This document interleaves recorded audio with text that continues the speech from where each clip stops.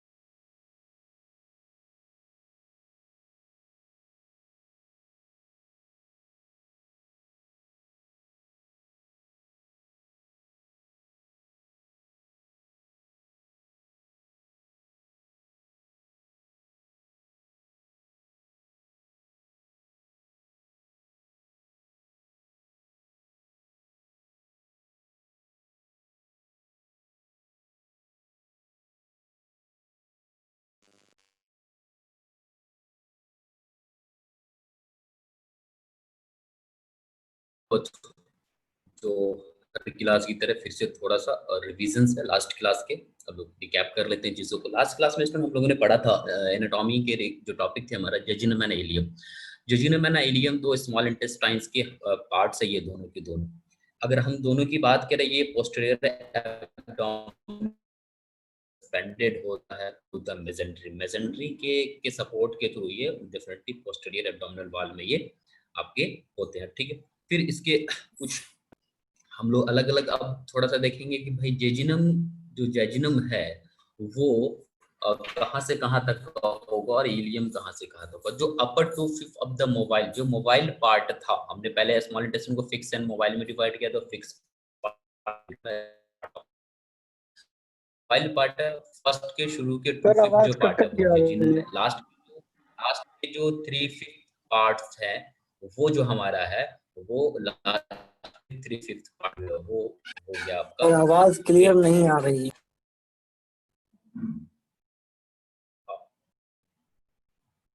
थोड़ा सा देख ले और मेरे साइड आई थिंक मैं तो देख रहा हूँ जहाँ तक कि मोस्टली यस सर, आपकी वॉइस बिल्कुल क्लियर है।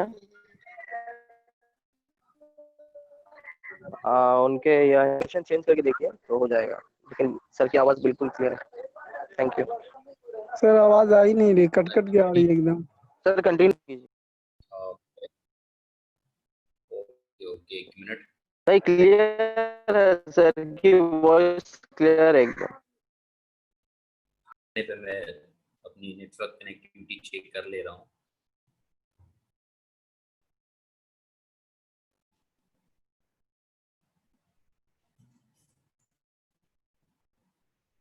कोई इशू नहीं है लग रहा मुझे सर। मजहर सर, क्लास को कंटिन्यू करता सर अस्सलाम वालेकुम सर।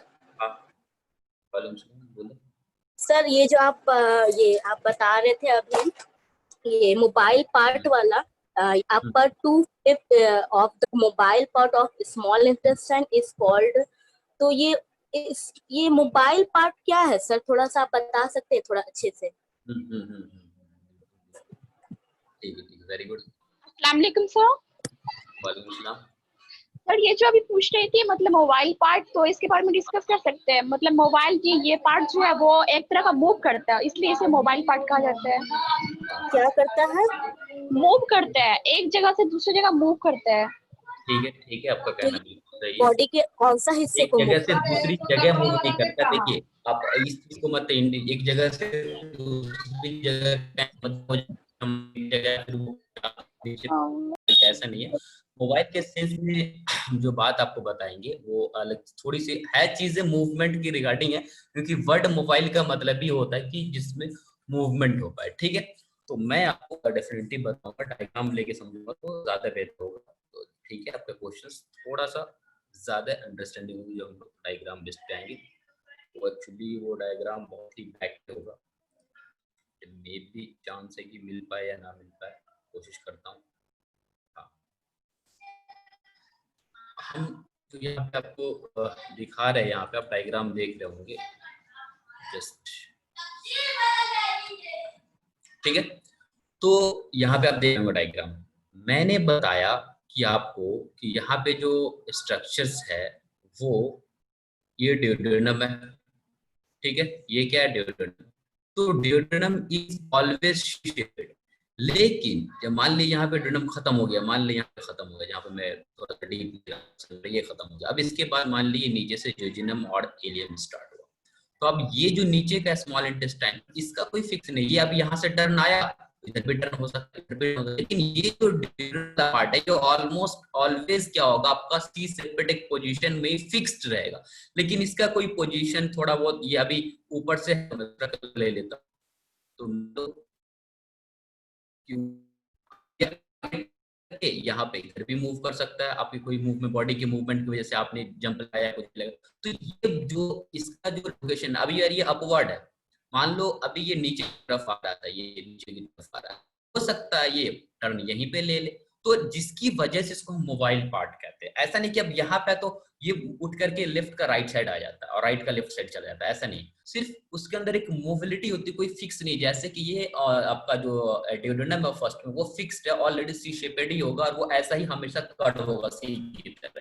लेकिन नीचे का जो कर्व है या जिग जैग मोशन है, ये ऐसा कोई फिक्स नहीं है। तो इसका मूवमेंट कुछ भी होता है, हम बॉडी के मूवमेंट को देते हैं। तो on the behalf of body movement, जो हम बॉडी मूवमेंट देते हैं, इन चीजों पे हम देखते हैं कि मूवमेंट है थोड़ा, तो इसलिए मोबाइल पार्ट कहते हैं।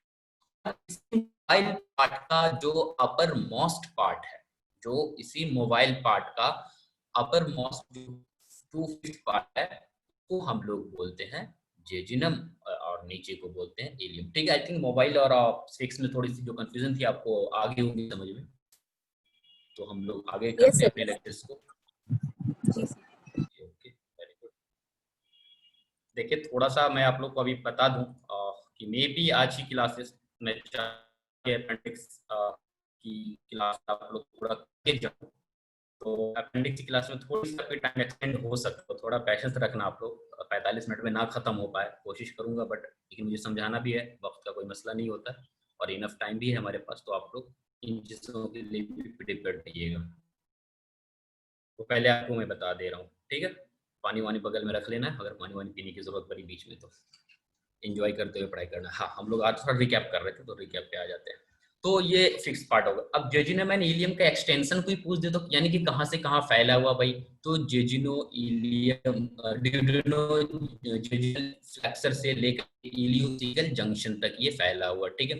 अब इसकी ब्लड सप्लाई पे आ जाते हैं, तो इसकी जो ब्लड सप्लाई है through the jejunal and iliac branches of the superior mesenteric artery. हमने जो सुपीरियर मेसेंटिक आर्टरी आपको दिखाया था एब्डोमिनल पार्ट ऑफ अयोर्टा में, उसी का एक ब्रांच है, जिस ब्रांच का ही नाम है लगभग जेजुनो इलियक ब्रांची। और वो ब्रांच एक ब्रांच नहीं है, लगभग 12 से 15 ब्रांच, इसलिए पूरे ब्रांच को ही कलेक्टिवली हम लोग बोल देते हैं क्या, उसको jejunal and iliac branches of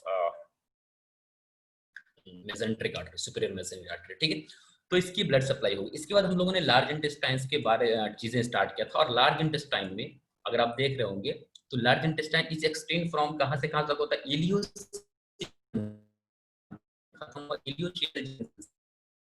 structure को हम लोग बोलते हैं क्या, लार्ज इंटेस्टाइन्स बोलते हैं। इसकी जो लेंथ होती है 1.5 मीटर लंबे होते हैं। पार्ट्स की अगर हम लोग बात करें तो एक होता है सिकम, सिकम के बाद होता है ascending colon, right colic flexure, transverse colon, left colic flexure, descending colon, sigmoid colon, rectum and anal canal. ये डिफरेंट डिफरेंट पार्ट थे, जिस सारे पार्ट्स को मिला करके हम लोग कलेक्टिवली बोलते हैं, उसको क्या बोलते हैं, उसी चीज कलेक्टिवली हम लोग लार्ज इंटेस्टाइन बोलते हैं। लार्ज इंटेस्टाइन जैसे ही हम लोग पढ़ना स्टार्ट करते हैं, लेकिन वो देखते हैं जहां पे लार्ज इंटेस्टाइन और स्मॉल इंटेस्टाइन मिलते हैं, यानी कि स्मॉल इंटेस्टाइन का इलियम और लार्ज इंटेस्टाइन का सीकम, इलियोसीकल जंक्शन के पास एक अलग सा एक छोटा सा स्ट्रक्चर जाके अटैच हो गया, बाहर से जुड़ गया, ऐसा समझते, बाहर जुड़ा नहीं, मैं आपको समझाने के लिए बता रहा हूँ, डेवलपमेंट बहुत मिडगट का ही डेवलपमेंट है। तो स्टार्ट जुड़ गया, उस स्ट्रक्चर को अटैच्ड हुआ जिसको हम अपेंडिक्स बोलते हैं, और इसका मतलब यह है angle between the caecum and terminal part of the ileum. Ileum का जो खत्म होता है सीकम का, सीकम और जो टर्मिनेशन पार्ट ऑफ इलियम, वहां के बीच में एक narrow diverticulum called the vermiform appendix, वहां पे एक स्ट्रक्चर है जो कि हम उसको वर्मीफॉर्म अपेंडिक्स बोलते हैं। ठीक है, तो ये थी हमारी कल की क्लासेस की बातें, लास्ट क्लासेस की बातें। अब हम लोग जो करेंगे वो आज की क्लासेस की बात करेंगे। अब जो हम लोग नए और फ्रेश मूड में पढ़ेंगे नई चीजों को, वर्मीफॉर्म अपेंडिक्स के बारे में। मैं चाहूंगा कुछ क्लिनिकल एस्पेक्ट भी दे दूं, क्योंकि बहुत ही क्लिनिकल चीजें इसमें इंपॉर्टेंट होते हैं, तो जरूर आपको सुनिएगा यहाँ पे। ठीक है, ओके स्टार्ट। अब हम लोग बोले वर्मीफॉर्म अपेंडिक्स। देखिए मैं कल भी बताया था और हम इस क्लास में फिर से रिपीट करते हैं, अपेंडिक्स एक अपने आप में जो माने रखता है उसका मतलब होता है अटैचमेंट, यानी कि जुड़ जाना। यहाँ पे जैसे दिखाऊंगा वैसे लगेगा कि दो जंक्शंस के पास एक आकर के कोई चीज जुड़ गया है। ठीक है, जैसे आप एग्जांपल मेडिकल बुक्स में तो डेफिनेटली आप देखोगे कि ऑडियो बुक में सब में रहती है आई थिंक।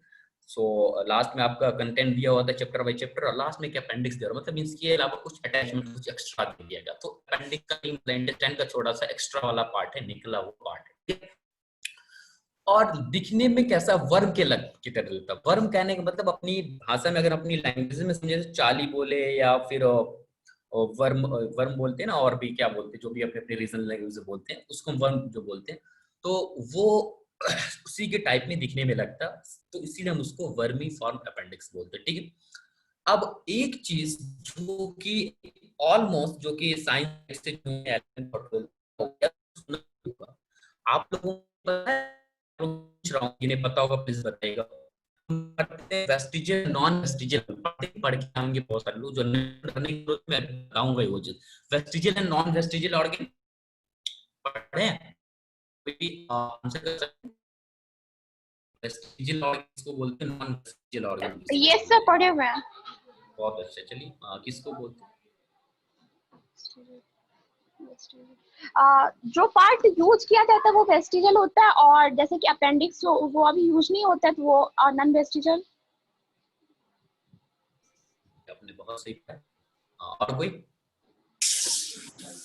सर जो बॉडी का पार्ट हमारे सिस्टम में यानी फंक्शनल था, लेकिन अभी हम लोग में आते आते ये यानी कि सर इसका यूज नहीं होता, जैसे कि अपेंडिक्स सर, तो ये नॉन वेस्टिजियल हो,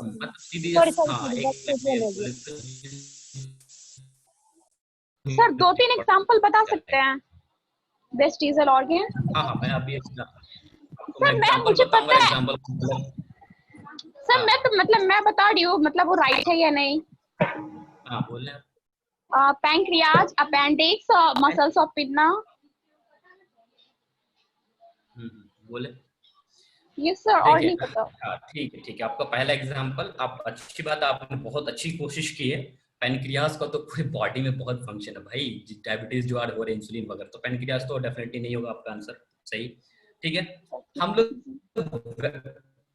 आपको क्वेश्चन आंसर भी बता रहा हूँ।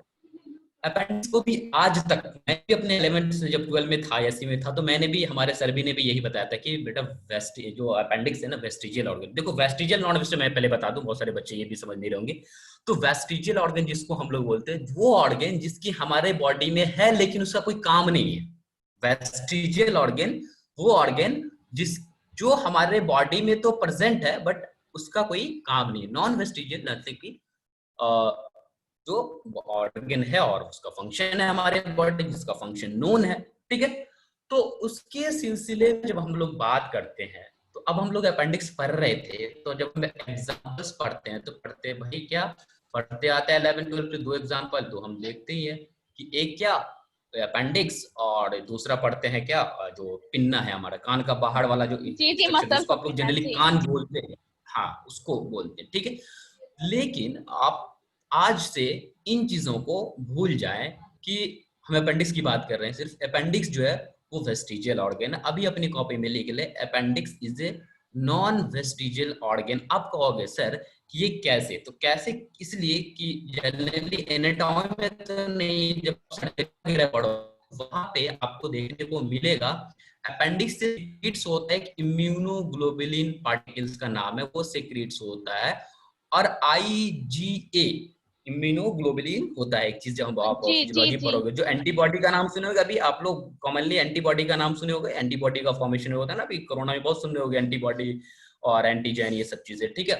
तो जो इसके अपेंडिक्स के से देखा गया कि इम्यूनोलॉजी जो है इम्यूनोग्लोबिन नाम का एक सब्सटेंस है आईजीए, सिर्फ आईजीए जो है वो सीक्रेट्स होता है। अब से सीक्रेट ये हमारे बॉडी में बहुत सारा फंक्शन है, तो भाई हम कैसे कहते हैं कि इसको कैसे कंसिडर करते हैं वेस्टिजियल ऑर्गन के अंदर, ठीक है। तो हम अब जो है क्या कहते हैं कि इसका वेस्टिजियल ऑर्गन में कंसिडर नहीं करेंगे। लेकिन अब थोड़ी सी आगे समझे, जब किसी पेशेंट को या कभी भी अपेंडिसेक्टोमी होता है, मतलब ऑपरेशन करके अपेंडिक्स को निकाल दिया जाता है, तो उसकी वजह से कोई खास फर्क नहीं पड़ता है। लोग इस सेंस में मान करके पहले हम लोग जूनियर क्लास में पढ़ लेते हैं कि it's vestigial organ. Please mute रखिए अपने साइड, ठीक है। तो हम जब अपेंडिसेक्टोमी कर देते हैं, यानी कि अपेंडिक्स को काट करके निकाल देते हैं, जब बीमारी हो जाती है अपेंडिक्स की तो हम निकाल देते हैं, तो इससे कोई फर्क नहीं पड़ता है। हमारा बॉडी इम्यून सिस्टम को कंप्रोमाइज करने की, ऐसा नहीं कुछ इम्यूनोलॉजिकल कंप्रोमाइज करने की जरूरत पड़ती है, ठीक है। तो इसी वजह से हम लोग अपेंडिक्स को यहाँ पे लिख लें कि appendix is a vestigial organs.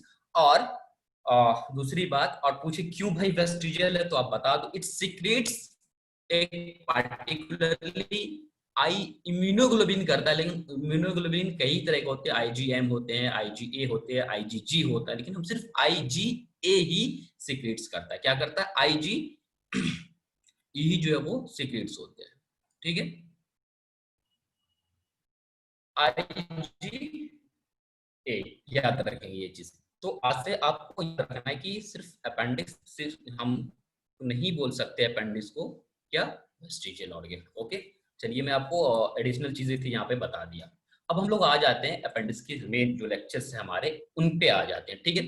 तो इट इज जो है it is arising from the posteromedial wall of the caecum. अब देखो ये पोस्टेरोमीडियल का कांसेप्ट आने लगा, मीडियल का पोस्टेरियर कांसेप्ट आने लगा। सिस्टमिक में आपको बताया था wall of the cecum about the 2 centimeter below the ileocecal orifices।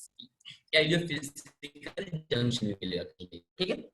मतलब कि अब हम जानना चाह रहे हैं कि जो अपना अपेंडिक्स है वो कहाँ से राइज करता है। अब लार्ज इंटेस्टाइन स्मॉल इंटेस्टाइन कहाँ पे है, तो कह रहा है कि सीकम जो है, हम लोगों ने लार्ज इंटेस्टाइन का पार्ट पढ़ा सीकम, मैं आपको डायग्राम पे ले आता हूँ, वहां पे बताऊंगा तो ज्यादा अच्छा लगेगा। पोस्टेरो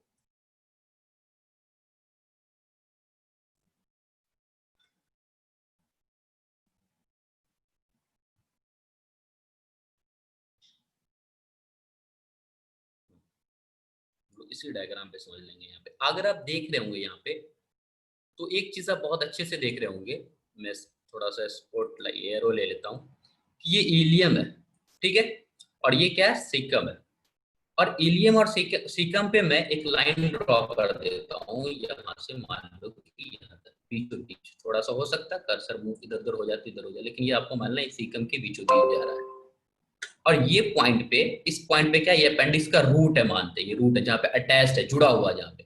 ये पीछे की तरफ सीकम आपको आगे दिख रहा है, ये कटा हुआ पार्ट जो दिख रहा है ना, ये बॉर्डर बॉर्डर कटा हुआ पार्ट ये आगे की तरफ से दिख रहा है, ठीक है, मान के चलते। और ये जो सीकम है अपेंडिक्स का जो रूट है वो पीछे की तरफ है, पीछे की तरफ है। और कहाँ है? मीडियली है, क्योंकि यहाँ पे अगर हम बॉडी पे देखें ये मेन मीडियन लाइन तो बॉडी के बीच से जा रखा होगा ना, मेन जो मीडियन लाइन है हमारा वो बॉडी के बीच से जा रखा होगा। ये मीडियन लाइन मैं आपको कॉन्सेप्ट बता चुका हूँ, लेकिन फिर भी रिपीट कर रहा हूँ यहाँ पे। तो मीडियन लाइन से ये पार्ट सीकम का नजदीक होगा 1 वाला या इधर मैं एक 2 लिख दे रहा हूँ, 2 वाला डेफिनेटली पता है आपको किधर वाला होगा, जो 1 वाला पार्ट है। तो इसलिए पोस्टेरियर भी है और मीडियल भी है। ये चीज अगर आप समझ गए, यानी कि पोस्टेरो मीडियल का कंसेप्ट समझ गए, तो दूसरा चीज मैं आपको यहाँ पे एक चीज और समझ, इसको मिटा करके दूसरा सेंटेंस आपको, below the 2 centimetre of the ileocaecal orifice या इलियोसिकल जंक्शन, यानी कि जो 2 सेंटीमीटर नीचे होगा, यानी कि इलियम है और सीकम इस पॉइंट पे जहाँ पे मैं ले रहा हूँ अभी देखने को कर्सर, ये जंक्शन है, यहाँ पे से नीचे की तरफ अगर देखा जाए तो नीचे, ये जो नीचे है इसके बीच में 2 सेंटीमीटर होता है। मैं यहाँ पे लिख दे रहा हूँ 2 cm, ठीक है, 2 cm। इस दोनों के बीच की जो दूरी होती है, यानी इलियोसिकल जंक्शन या इलियोसिकल ऑरिफिस से नीचे 2 सेंटीमीटर नीचे होता है। तो अब कहाँ से राइज होता है, पोस्टेरो मीडियल वॉल ऑफ, यानी पोस्टेरियर और मीडियल दीवार, वॉल मतलब दीवार से, इसके सिकम के पोस्टेरो मीडियल वॉल से below the 2 centimetre of the ileum, ileum से 2 सेंटीमीटर नीचे यहाँ पे लोकेटेड होता है, ठीक है। अब हम लोग इसके पोजीशंस के बाद आगे की चीजों को देखते हैं, ठीक है।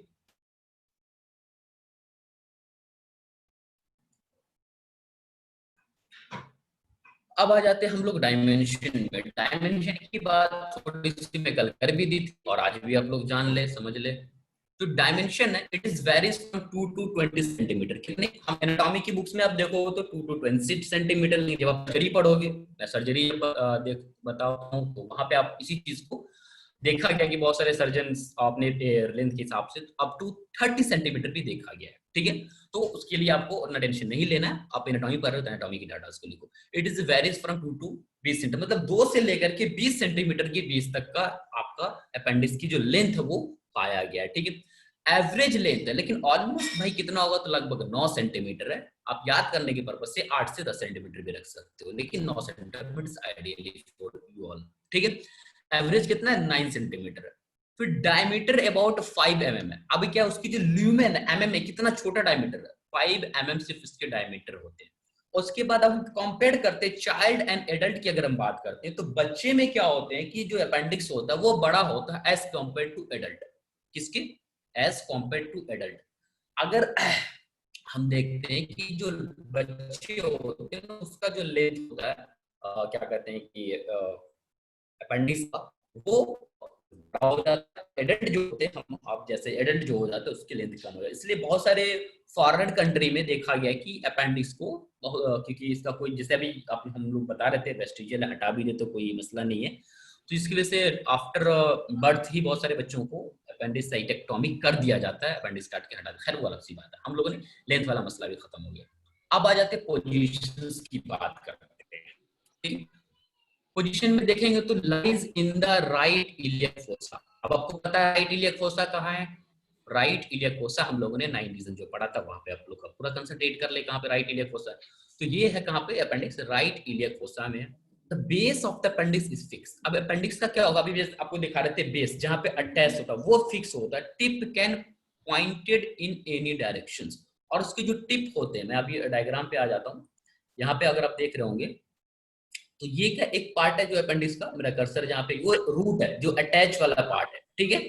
तो एक तो अटैच है, तो अटैच वाला पार्ट होगा, ये रूट हमेशा फिक्स होगा, यानी रूट ऑलवेज आपको कहाँ होगा, पोस्टेरोमीडियल वॉल ऑफ द सिकम पे होगा, 2 centimetre below the ileocaecal junction होगा। लेकिन ये जो टिप है अपेंडिक्स का, जो टिप वाला पार्ट है, ये आप देख रहे होंगे, ये टिप वाला पार्ट है जो, वो क्या होता है, मूव करता रहता है अलग अलग डायरेक्शन में। इसी मूवमेंट के बेस पे हम अलग अलग पोजीशंस देखते हैं, क्योंकि पोजीशन अब मूव करेगा तो क्या होगा, जब वो पोजीशंस, आप घड़ी की कांटा की तरह मान लो, जैसे आप देखते हो ना दीवार घड़ी चल रही होती है, तो उसका जो एक पॉइंट होता है वो फिक्स होता है, लेकिन उसका टिप चारों तरफ घूम जाता है, लेकिन जो उसका रूट है जहाँ पे वो फिक्स है नट और बोल्ट से, वो थोड़ी ना मूव करता है, वो उसका एक ही पोजीशन है ना, वो अपने पोजीशन में चेंज। लेकिन आपका जो घड़ी का कांटा वो चारों तरफ यानी कि 360 डिग्री एंगल पे मूव करता है। तो सेम एज ए क्लॉक समझ ले, मैं पोजीशन भी क्लॉक वाइज यहाँ पे डिसाइड करके बताऊंगा, same as a clockwise appendix भी मूव करता है अलग अलग सिचुएशन, अलग अलग पोजीशंस पे। इसलिए हम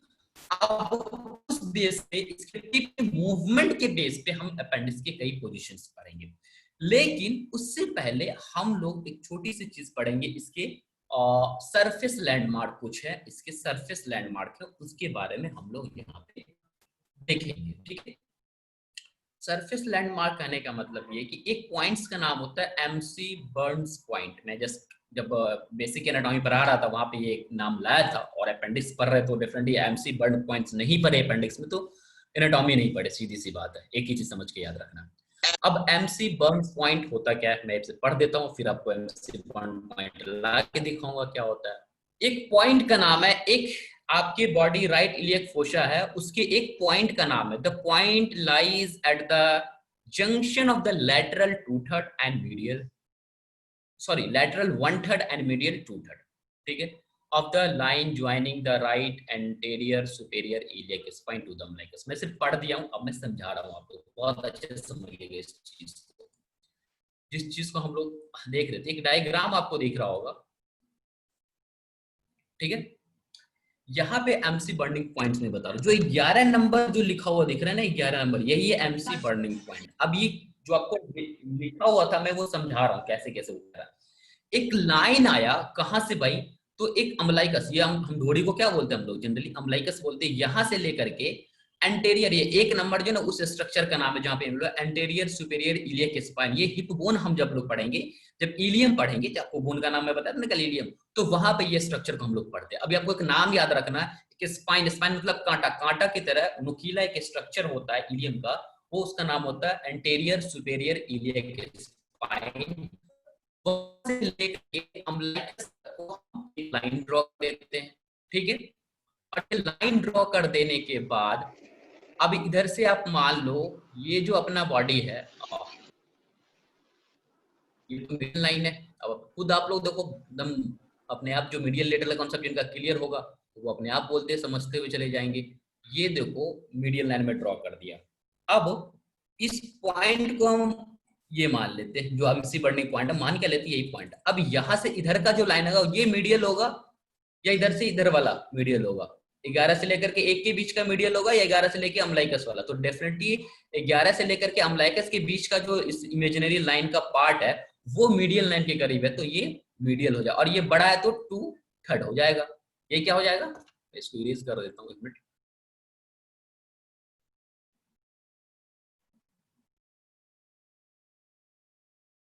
अब ले लेता हूँ, ठीक है, ये मीडियल लाइन है, मान के चलते मीडियल ही है, ये मीडियल 2/3 आ गया आपका, ये मीडियल 2/3, ये लेटरल, क्योंकि लेटरल बॉडी से दूर की तरफ है। ये आपका पॉइंट था 11 नंबर का पॉइंट।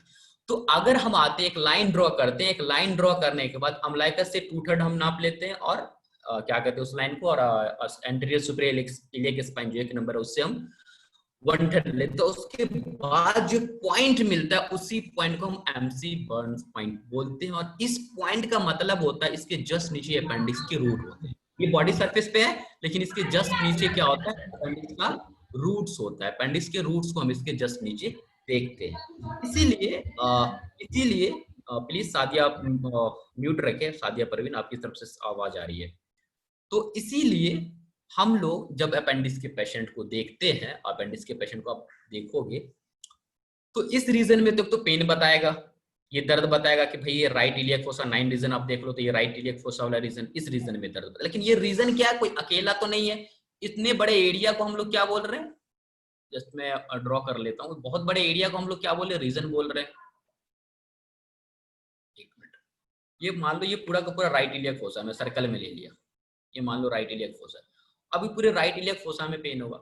लेकिन जब किसी जो अपेंडिक्स का पेशेंट होगा, अपेंडिसाइटिस हम बोलते हैं, इन्फ्लामेशन और अपेंडिक्स हो जाते हैं, तो उस समय में जब आप यहाँ पे हाथ रख के एमसी बर्निंग पॉइंट पे हाथ रख के देखोगे तो मैक्सिमम टेंडरनेस मिलेगा। टेंडरनेस क्या का मतलब क्या होता है, देखो टेंडरनेस का मतलब क्या होता है कि maximum pain of the site, मतलब आप दबाओगे तो किस जगह पे ज्यादा दर्द हो। मान लो आप यहाँ पे मैं लिख रहा हूँ कि ए पॉइंट, ठीक है, ये भी आपका राइट इलियक फोसा का है, बी पॉइंट भी ठीक है, बी पॉइंट भी क्या राइट इलियक फोसा का है, सी पॉइंट भी क्या राइट इलियक फोसा का है, डी पॉइंट भी क्या राइट इलियक फोसा का है, और मान लो ये ओ है जो आपका 11 नंबर पॉइंट है, एमसी बर्निंग पॉइंट, ये ओ है। तो ए के पास भी अगर आप हाथ से दबा रहे हो, बी के पास भी दबा रहे हो, सी के पास भी हाथ से दबा रहे हो, डी के पास भी हाथ से दबा रहे हो, तो हर जगह तो मिलेगा ही आपको दर्द। लेकिन जब आप ओ वाला जो एमसी बर्निंग पॉइंट है वहां पे दबाओगे तो पेशेंट उठ के बैठ जाएगा, इतना तेज दर्द होता है। दबाओगे यानी बहुत मैक्सिमम जो दर्द होगा वो यहीं पे होगा, इसको हम टेंडरनेस बोलते हैं। यहाँ पे जब दबा करके डॉक्टर देखते हैं उसको पेन करते हैं, उसको हम टेंडरनेस बोलते हैं, जो मैक्सिमम पेन फील होता है यहाँ पे, ठीक है, क्योंकि जस्ट अपेंडिक्स के पार्ट पे जाकर के काम। तो इसीलिए हम लोग इस पॉइंट्स को बहुत ही, जब आप सर्जरी भी करोगे तो इस पॉइंट का मार्क करके ही हम लोग सर्जरी, जब आप लोग सर्जरी पढ़ोगे अच्छे से तो वहां पे देखो इस लाइन का मार्क्स करके, फिर आप या रेडियो एग्जामिनेशन कर रहे हो और आपको पता ही नहीं है अपेंडिक्स किधर है भाई, तो आपके पेशेंट आएगा यहाँ पे दर्द हो रहा है सर, तो आप अच्छे रिपोर्ट कब बनाओगे? जब आपको पता होगा अपेंडिक्स यहाँ पे लग रहा है, अपेंडिक्स वगैरह का कोई मसला नहीं, तो यहाँ पे अच्छे से अपनी जो आप डाइट मूव करोगे, यानी अल्ट्रासाउंड वाला जो जिससे आप इमेजिंग करते हो, तो अच्छे से यहाँ पे थोड़ा रोक रोक के देखोगे कुछ इन्फ्लामेशन वगैरह तो नहीं है अपेंडिक्स के अंदर में, तो आपको जब पता होगा तब तो आप कर पाओगे ना, ठीक है। तो ये चीजें मैं आपको, इसीलिए यहाँ पे मैं आप दोनों के लिए मैं बोला बहुत इंपॉर्टेंट है, ये साइड को हमेशा याद रखिएगा आप लोग, ठीक है। अब हम लोग थोड़ा सा नोट्स पे आ जाते हैं फिर से।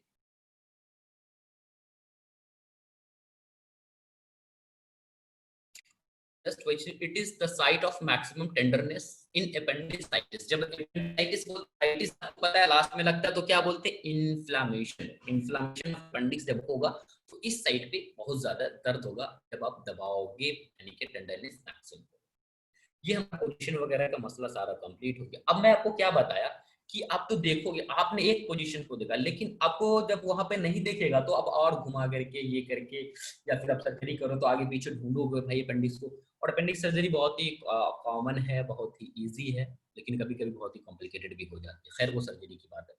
मैं आपको यहाँ पे इसलिए पोजीशन का फोकस इसलिए कर रहा हूँ, जब आप एग्जामिनेशन यानी कि रेडियो इमेजिंग करोगे या फिर आप सर्जरी प्रोसीडर्स करो या फिर और एनी एग्जामिनेशन अगर आप कर रहे हो, कुछ प्रैक्टिस वगैरह भी कर लगे तो उस टाइम पे कई पोजीशंस में देखने को मिलता है।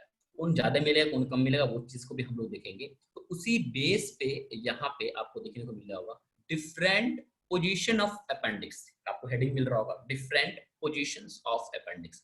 तो मैं एक बार सिर्फ आपको एक एक पोजीशंस यहाँ पे अगर दिखाता चलूं, बताता चलूं, एक पोजीशन हम लोग देखेंगे और उस पोजीशंस को इमेज पे जाएंगे। एक 6 पोजीशन है, 6 पोजीशन की हम इमेज पे भी जाएंगे, ठीक है। तो हम एक बार पढ़ के और दूसरी बार जब जाएंगे तो ज्यादा बड़ा हो जाएगा तो हो जाएगा, तो समझ में नहीं आएगा।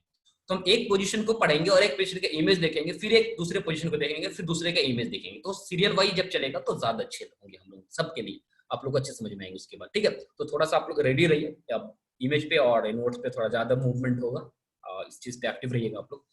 पहला जो पोजीशन उसको हम बोलते हैं पाराक्वालिक। पाराक्वालिक और कहने का मतलब या 11 o'clock पोजीशन। मैं आपको बताया था कि घड़ी की सुई की तरह ये भी मूव करता है। क्या करता है? घड़ी की सुई की तरह। तो जैसे घड़ी की सुई में जैसे लगता है कि 11 बज रहे हो, वैसे ही जब उसका अपेंडिक्स का शीन बनता है तो उसको हम अपने टर्म में पैराक्वालिक भी बोलते हैं। और अपना जो जब हम क्लॉक से उसको कंपेयर करते हैं तो ऐसा लगता है कि 11 o'clock है। अब पैराक्वालिक किसको बोलते हैं? Appendix pass upward and to the right, यानी अपेंडिक्स क्या जाएगा, कहाँ? अपवर्ड जाएगा और राइट की तरफ जाएगा। अब हम लोग आ जाते हैं पोजीशन देखने के लिए। यहाँ पे डायग्राम पे अलग अलग पोजीशंस आपको देख रहे होंगे ना, अलग अलग पोजीशन। तो पहले देखिए पैराक्वालिक 11 o'clock दिख रहा है आपको, 11 o'clock पैराक्वालिक यहाँ पे आपको दिख रहा होगा।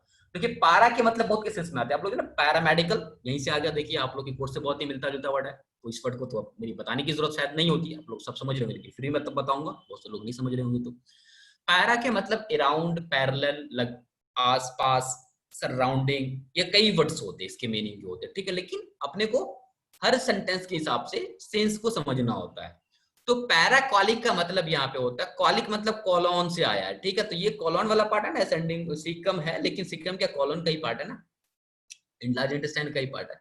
तो इसके आसपास, इसी वजह से इसका नाम दिया पैराक्वालिक। अगर आप घड़ी की सुई को देखो तो ऑलमोस्ट लगेगा ये 11 लगभग बजने को है, इसीलिए इसको हम पैराक्वालिक बोलते हैं। ये देख रहे हैं ना, लेफ्ट साइड में जा रहा है, ये आपका लेफ्ट साइड इधर, और ये अपवर्ड ऊपर की तरफ से जा रहा है, पीछे से पोजीशन बहुत ही कम होता है, ऑलमोस्ट 2% ऑफ द 2% ऑफ आदमी में आपको मिलता है ये पोजीशन, 2% के लगभग में ये देखा गया है ये पोजीशंस होते हैं, ठीक है। अब इसके बाद हम लोग देखेंगे दूसरा पोजीशन क्या। दूसरा पोजीशन कहता है आपको रेट्रोसीकल, रेट्रोसीकल और 12 ओ क्लॉक पोजीशन। अब रेट्रो में आपको वर्ड बता चुका हूँ, बहुत लोगों ने जो लास्ट क्लासेस में ध्यान दिए होंगे तो आप खुद ही समझ, सेकम मतलब साइकिल और रेट्रो मतलब बिहाइंड, पीछे। अपने को आप समझाने की क्या जरूरत है, आप खुद समझ रहे होंगे, स्मार्ट बन गए, मुझे उम्मीद है अब तक आप लोग।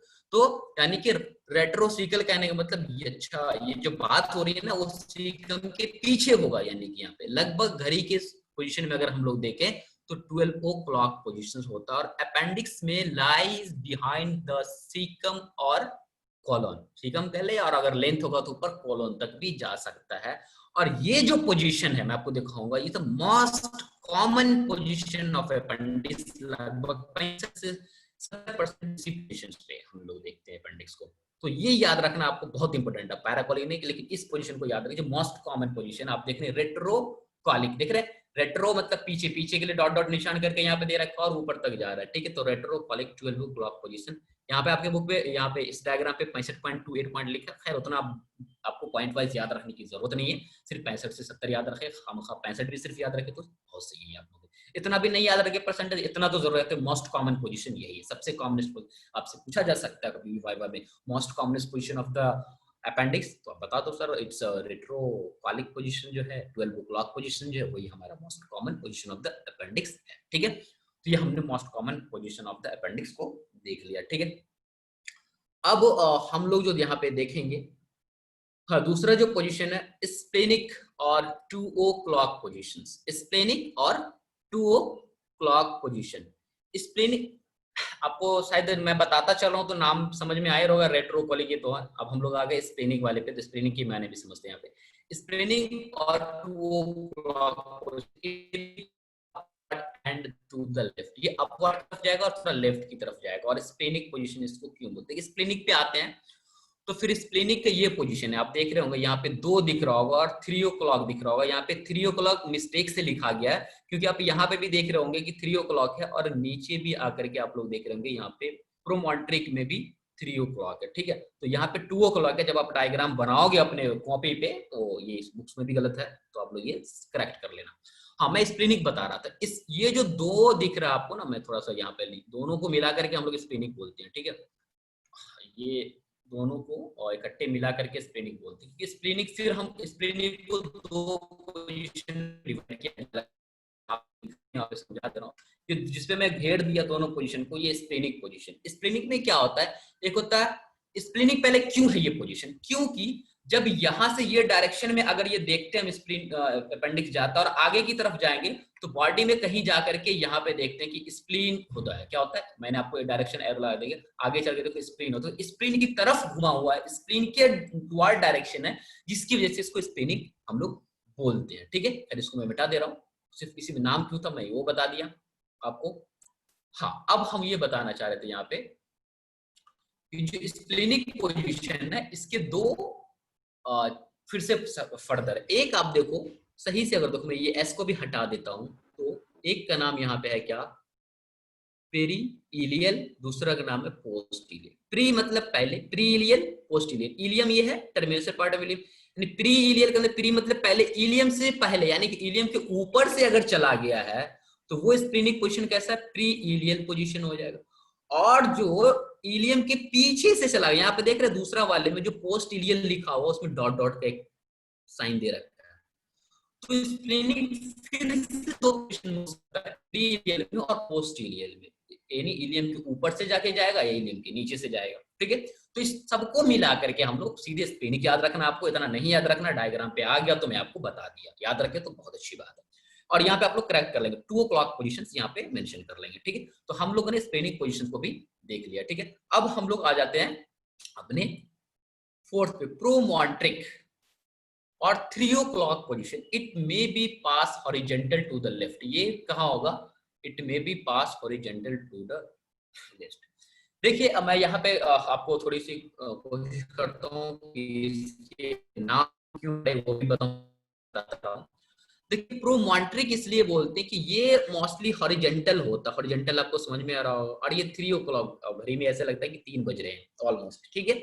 प्रोमोट्रिक इसलिए पढ़ा कि इसका जो डायरेक्शन ऐसा लगता है, जो सैक्रम बोन हम लोग पढ़ेंगे, सैक्रम पढ़ते हैं ना, लंबर के पास सैक्रम होता है, तो सैक्रम एक स्ट्रक्चर होता है, उसको हम सैक्रल प्रोमोन्ट्री बोलते हैं, ठीक है, सैक्रम प्रोमोन्ट्री बोलते हैं। तो उस स्ट्रक्चर की तरफ ये मूव है, उस स्ट्रक्चर के टुवार्ड्स है, उसी की तरफ है, इसलिए हम इसको प्रोमॉन्ट्रिक पोजीशंस बोलते हैं। और प्रोमॉन्ट्रिक मतलब हो गया 3 o'clock पोजीशन, ठीक है। उसके बाद आ जाओ पेल्विक पे आ जाओ, तो आपके डायग्राम पे हम पहले सॉरी आपके नोट्स पे हम लोग दिखा देते हैं पहले।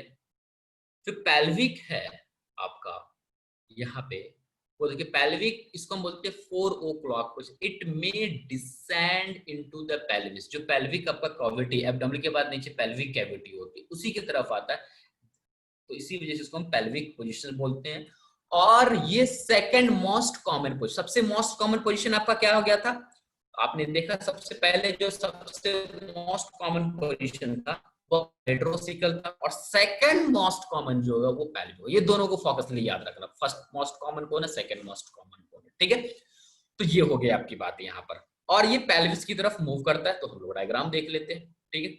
यहाँ पे आप देख भी रहोगे, ये पेल्विक की तरफ नीचे, अब नीचे पेल्विक कैविटी होता है, तो हम जो ये देख रहे हैं इस पे आ जाते हैं। ये नीचे वाली जो कैविटी होती है ना, इस कैविटी को हम लोग इस डायग्राम पे दिखा रहे हैं, ये एब्डोमेन, एब्डोमेन को फिर फर्दर पेल्विक कैविटी में यहाँ पे हम लोग डिवाइड करते हैं, नीचे पेल्विक कैविटी हम लोग बोलते हैं, ठीक है। तो पेल्विक की तरफ जब डायरेक्ट होता है इस डायग्राम पे आप देख लें, तो इसको हम पेल्विक या 4 o'clock पोजीशन करते हैं। और सेकंड मोस्ट है 31.01 है, 0 वगैरह याद नहीं करना आपको, सीधे 30% याद करना है, ठीक है।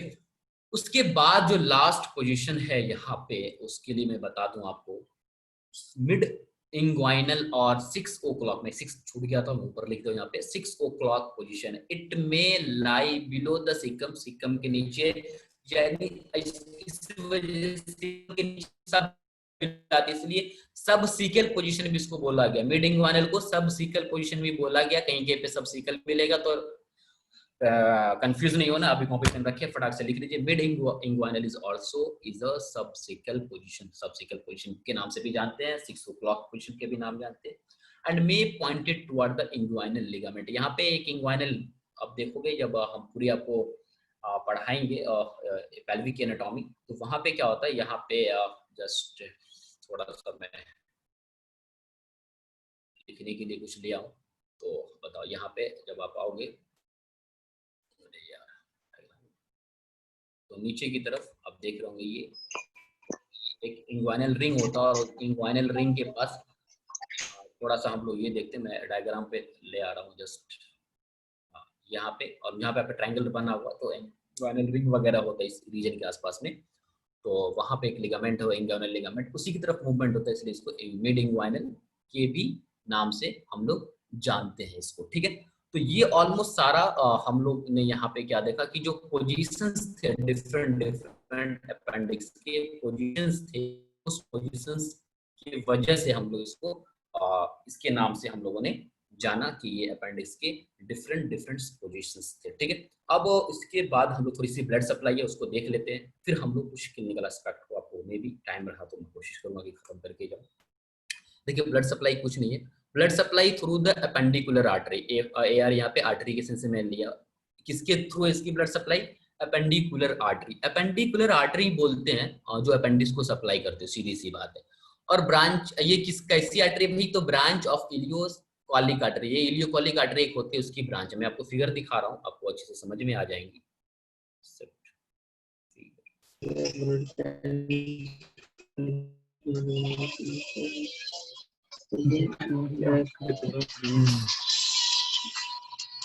मैं हाँ ई कैंसर ई तेलवा वाला उसका नाम है मेलानोमास।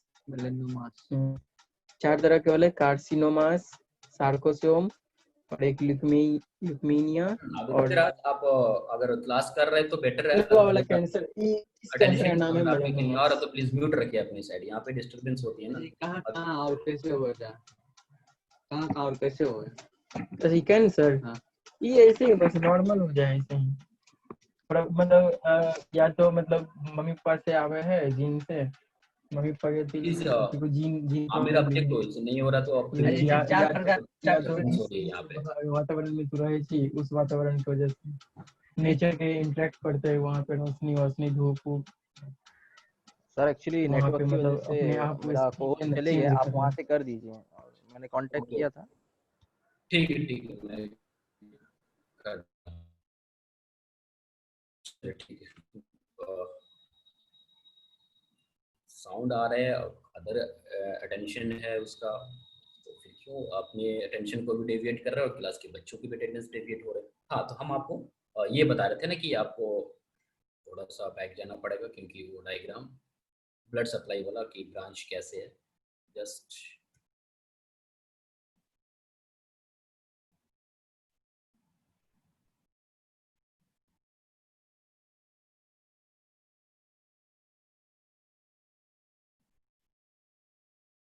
वही ब्लड सप्लाई में बता रहा था आपको कि हाँ, ये जो अपेंडिक्स जो है उसका जो डेवलपमेंट है, आप अगर पढ़े होंगे तो इसका भी क्या मिड गट से भी इसका भी डेवलपमेंट है। कहाँ से?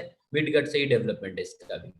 तो जब मिड गट से डेवलपमेंट, तो कहीं ना कहीं मिड गट से ही सप्लाई भी आएगी, जैसे आपको मैं यहाँ दिखा रहा हूँ। ठीक है, ये देख रहे हैं अपेंडिकुलर आर्टरी है और सबके इसमें प्रेजेंट हो रहा होगा, अपेंडिकुलर आर्टरी है। और ये हमें पता है क्या, इलियोसिकल आर्टरी का ब्रांच है। ये देख रहे हैं इलियोसिकल आर्टरी ऊपर से आया था, और इलियोसिकल फिर भी सुपेरियर मेसेंट्रिक आर्टरी से आया हुआ है, जो मैं आपको बताया था पूरे फोरगट को सप्लाई करेगा। तो appendicular artery self branch of किसका, इलियोसिकल आर्टरी, जो यहाँ देख रहे हैं इलियोसिकल आगे आया आगे आया आगे आया और नीचे आकर के ये अपेंडिक्स को सप्लाई कर दिया। ठीक है, तो ये चीजें जो थी आपकी ब्लड सप्लाई से लेकर के हर एक चीजें वो ऑलमोस्ट यहाँ पे क्लियर हो गई है। तो अगर कोई डाउट्स हो तो आप लोग डाउट्स पूछ सकते हैं। ऑलमोस्ट टाइम भी शायद कि हो चुका है आप लोगों का, मैं बोला भी था थोड़ा सा मूव कर जाएगा। कोई डाउट है तो डाउट पूछिए, अदरवाइज मैं बताएं आप लोग कुछ डाउट्स है तो, या थोड़ा सा क्लिनिकल एस्पेक्ट है वो मैं कर दूं, फिर आप लोग के डाउट्स लो।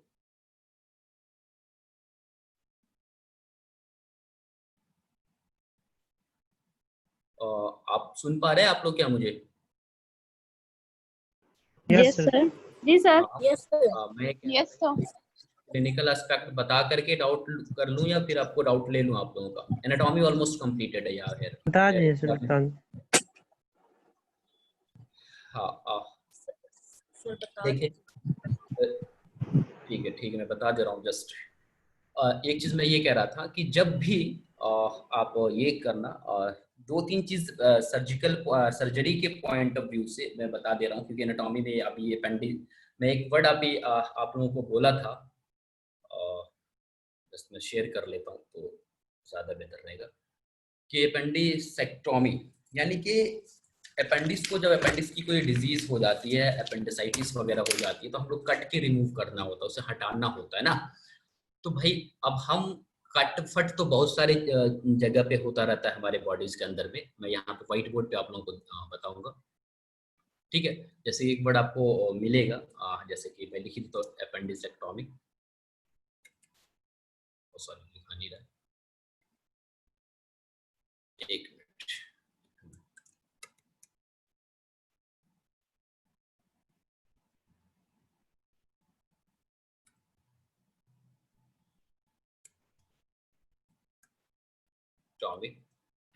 ठीक है, अपेंडिसेक्टोमी मतलब कि यहाँ पे है, आप देख रहे होंगे हम यहाँ पे थोड़ा सा हटा दे रहे हैं दो वर्ड, अपेंडिक्टोमी, आप लोग अपेंडिक्टोमी लग रहा हो, अपेंडिसेक्टोमी को हम लोग बोलते हैं यहाँ पे अपेंडिक्टोमी, DICE है यहाँ पे थोड़ा सा आप लोग।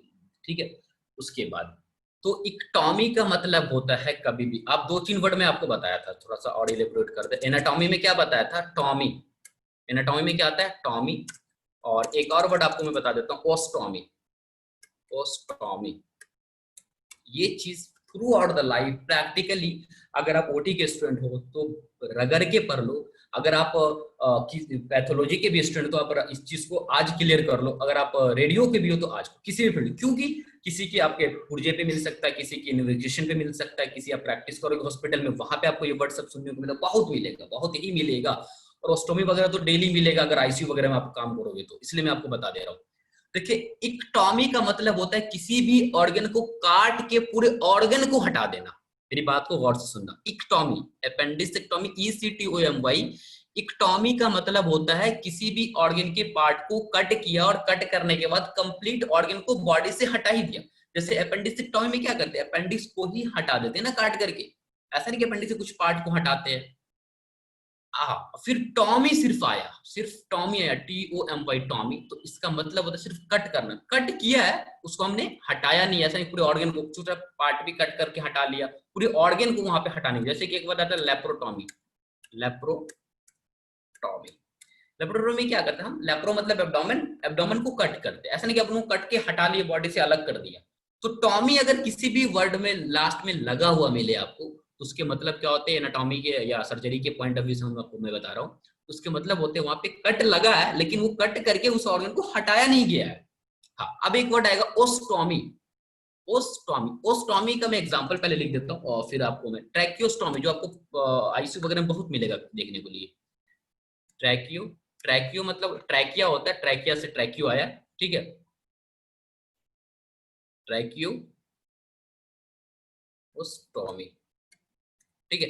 इस ओस्टोमी का मतलब होता है कि होल करना, छेद करना, सीधी सी बात है। कभी कभी क्या होता है कि कोई पेशेंट की ऊपर से प्रॉब्लम हो जाती है तो फिर जो ट्रैकिया अपना सांस के लिए वहां पे बाहर से गर्दन के नीचे से एक होल बना देते हैं और जिससे कि सांस देते हैं, इंट्यूबेट वगैरह करके या कुछ भी करके उससे हम सांस देते हैं। तो तीनों के में कटिंग ही हो रहा है लेकिन तीनों के अलग अलग चीजें हो रही है। जैसे आप सुनते हो कि हिस्टेरेक्टोमी, यूट्रस को पूरी तरह से काट के रिमूव करना, तो ये क्लिनिकल पॉइंट ऑफ व्यू से आप इन चीजों को बहुत अच्छे से याद रखना। अगर एक टॉमी लगा तो complete removal of that organ, सिर्फ टॉमी लगा तो सिर्फ कटिंग हो रहा है, छोटे पार्ट भी कट के हटे होंगे, नहीं भी सिर्फ कट के काम हुआ होगा। ओस्टोमी लग रहा तो वहां पे हम सर्जिकली प्रोसीजर से वहां पे कोई ना कोई होल क्रिएट कर रहे हैं, होल बना रहे हैं, ठीक है। तो ये चीजें आप लोग आज की क्लासेस में हम थोड़ा सा, ये टर्म मुझे था कि जरूर बता दें आप लोगों को। तो ओके स्टूडेंट्स, टोटली लेक्चर जो आपका अपेंडिक्स के रिगार्डिंग कुछ क्लिनिकल एस्पेक्ट और मोस्टली ये चीजें कंप्लीट हो गई है। तो आप लोग का कोई अगर डाउट्स हो तो आप लोग डेफिनेटली पूछिए। और एक चीज और आप लोग याद रखें, खास करके जब जो राइट इलियक फोसा है वहां पे पेन में बताया कि अपेंडिक्स के सीजन में बहुत ज्यादा होती है। अब आपको कॉमन सिर्फ अपेंडिक्स ही नहीं समझ लेना है, बहुत सारी कंडीशंस होते हैं वहां पे। अगर फीमेल है तो मे भी उसको पीआईडी हो सकता है, मतलब कि पेल्विक इन्फ्लेमेटरी डिजीज हो सकता है, यानी कि ओवरी होता है वहां पे तो ओवराइटिस वगैरह होता है, ओवराइटिस वगैरह यानी ओवरी की कोई बीमारी होती तो हो भी सकती है। अगर मेल भी है तो उस जगह पे वहां पे क्या कहते हैं कि इंटेस्टाइनल टीबी की मैंने सुना फेफड़े की टीबी, लेकिन इंटेस्टाइन में भी टीबी होता है। तो इंटेस्टाइन में मोस्ट कॉमन इलियोसिकल जंक्शन ही होता है तो वहां तो बहुत सारे ये डिफरेंशियल डायग्नोसिस होता है थोड़ा सा, तो मैं थोड़ा बता दिया आपको यहाँ पे। तो ऐसा नहीं कि वहां पे दर्द हो रहा तो आंख बंद करके भाई अपेंडिक्स ही है, नहीं, आपको बहुत चीजें प्रोसीजर्स होते करते हैं, लेकिन हम लोग उसको अच्छे से सर्जरी वगैरह में पढ़ते हैं। लेकिन आप एनाटॉमी में कुछ क्लिनिकल मुझे बताना था क्योंकि ये क्लिनिकल बहुत ही इंपॉर्टेंट टॉपिक था इस वजह से, ठीक है। तो कोई क्वेश्चन हो तो प्लीज आप क्वेश्चन करें, हमारी साइड से पूरी कंप्लीट हो गई है अपेंडिक्स। सर टॉमी का जो बता रहा था वो दोबारा बता देते थोड़ा। सर आप अपेंडिक्स टॉमी बताए कि किसी भी ऑर्गन को पूरे तरीके से कट के हटा देना, that is called appendix Tommy. और टॉमी का मतलब होता है कट। ओस्टोमी आप क्या बोले थे सर एक बार, क्योंकि आवाज आपकी कट गई थी सर। अपेंडिसेक्टोमी का मतलब पूरे ऑर्गन को काट के नहीं हटा देना, उसमें जो लास्ट में इक्टेमी लगा हुआ ECTOMY, जी जी हाँ, तो उसके मतलब होते हैं जिस वर्ड में लगा, अपेंडिसेक्टोमी में लग गया तब तो अपेंडिक्स बोले ना, कोई और ऑर्गन के साथ में लग जाएगा, हिपैटिकटोमी लग जाएगा तो हिपैटिक। अब देखिए मैं आपको अपेंडिक्स के अलावा भी यहाँ पे एग्जांपल से लिख के दिखाता हूँ तो आपको थोड़ा सा अच्छे से समझ में आएगा। सपोज दैट मैं यहाँ पे लिख दे रहा हूँ, आप लोग के बहुत कॉमन ये वर्ड भी मिलेगा सर्जरी वगैरह में या USG वगैरह में, हिस्टेरेक्टोमी, ठीक है। इक्टोमी यहाँ भी लगा हुआ है जी, हटा दे रहा हूँ। तो इक्टोमी, हिस्टर मतलब होता है यूटेरस, आप लिख लें, हिस्टर वर्ड है आपको ये लाइफ में काम देगा। हिस्टर मतलब होता है क्या, यूटेरस। तो यूटेरस को कभी कभी सुनते ना कि यूटेरस मतलब बच्चेदानी जो औरत की होती है, फीमेल रिप्रोडक्टिव ऑर्गन की, तो सुनते नहीं किसी का पूरा यूटेरस काट के हटाया गया, तो उसमें क्या होता है कि हिस्टेरेक्टोमी लग गया तो पूरे यूटेरस को कट करके हटाया गया। लेकिन आपको यहीं पे मैं हिस्टेरेक्टोमी का ही एग्जांपल फिर से ले रहा हूँ, यानी कि आपको ठीक है, हिस्टेरेक्टोमी आ जाए, TOMY यहाँ पे टोमी, तो इसमें कट करके नहीं हटाया गया। आप लोग जैसे कि सुनते होंगे कि आजकल जब डिलीवरी होता है तो डिलीवरी के टाइम में भी आज मेजर ऑपरेशन होता है ना, मेजर ऑपरेशन। तो मेजर ऑपरेशन हम क्या करते हैं कि यूटेरस को कट करते हैं और वहां से बेबी को, फिटस को निकाल लेते हैं। ऐसा नहीं कि फिटस भी निकालते यूटेरस भी निकालते, नहीं। तो उस कंडीशन में हिस्टेरेक्टोमी होगा और इक्टोमी होगा और जब हम पूरी कंप्लीट लगाएंगे। लेकिन उस कंडीशन में जब सिर्फ क्या कहते हैं कि यूटेरस को कट किया और फिर बेबी को यानी कि फिटस को निकाल लिया, फिर उसको अपना स्टिच वगैरह कर दिया, तो उस वक्त जो यूटेरस पे कट लगा उसको हिस्टेरेक्टॉमी बोलते हैं, टॉमी या ओटॉमी भी मिलेगा, ठीक है, लास्ट में भी ओ भी लगा हुआ, ठीक है। और ओस्टोमी का मतलब होता है, ओस्टोमी का मतलब होता है होल करना, छेद करना, ठीक है, होल करना, छेद करना ऑर्गेन के इसमें। अगर आप लोग को नहीं समझ में आ रहा तो एक ट्रैकियोस्टोमी का मैं एक ऑनलाइन सर्च करके दिखा देता हूँ, तो आपको थोड़ा सा अच्छे से समझ में आ जाएगा। सर अपेंडिक्स किस कारण से होता है सर? अपेंडिक्स किस कारण से होता है, देखिए ये तो पूरी सर्जरी बहुत सारे रीजन है अपेंडिक्स होने के, और उसके लिए देखिए अपेंडिक्स होने के बहुत सारे रीजन है। एक तो सर क्या सर है कि सर एक मिनट सर, और साइड से आवाज सर बहुत आ रही है सर। हाँ प्लीज, आप तो बहुत सही कह रहे हैं, बिल्कुल आपका कहना सही है, प्लीज साउंड अपने साइड से म्यूट करके देखिए। मैं फुल लेक्चर इस पे भी नहीं कर सकता क्योंकि पूरी सर्जरी आप कह रहे हो, तो मैं इन शॉर्ट में आपको बता देता हूँ। बहुत सारे रीजंस होते हैं, एक दो रीजन आपके फूड पे भी डिपेंड करता है कि आपने किस तरह की फूड की आपका जो हैबिट है वो क्या है। देखिए अगर फाइबरस डाइट लेते हैं तो कम चांस होता है होने का, अगर फिर फैटी डाइट लेते हैं तो वो ज्यादा चांस होता है होने का।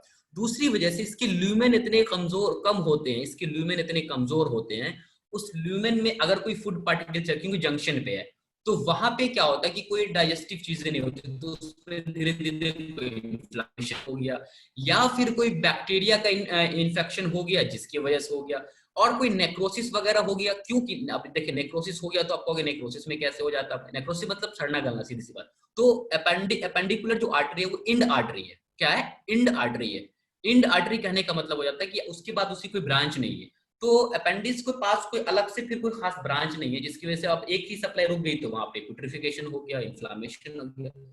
तो इस तरह से अगर हम देखें तो मोस्टली बहुत सारे रीजंस होते हैं जिसकी की वजह से हम लोग देखते हैं कि अपेंडिक्स होते हैं। फिर हम टाइप पे चले जाते हैं तो एक्यूट है और क्या कहते हैं कि क्रॉनिक है, और भी कारण है, कोई फैमिली में भी होता है तो उसकी सब्सिपिलिटी की वजह से होता है, कोई ऑब्स्ट्रक्शन हो गया उसकी वजह से भी होता है। तो इस तरह से बहुत सारे रीजंस है, नॉन ऑब्स्ट्रक्टिव भी होता है, तो कई रीजंस है जिसके बेस पे हमको बता सकते हैं कि होता है अपेंडिक्स इसी सब के बेस पे, ठीक है। ठीक है सर, थैंक यू। हाँ, और भाई किसी का कोई क्वेश्चन है आप लोगों का? सर टॉमी सेकंड में जो लिखा हुआ था थोड़ा उसका बैक रहेगा, टॉमी ऐसा जो लिखा हुआ था उसका बताइएगा सर, थोड़ा TOMYPRO ऐसे करके जो लिखा हुआ था टॉमी पेंडिंग उसका बता दीजिएगा सर थोड़ा। जी LAPROTOMR जो लिखा हुआ है टॉमी सेकंड में सर। जी सर।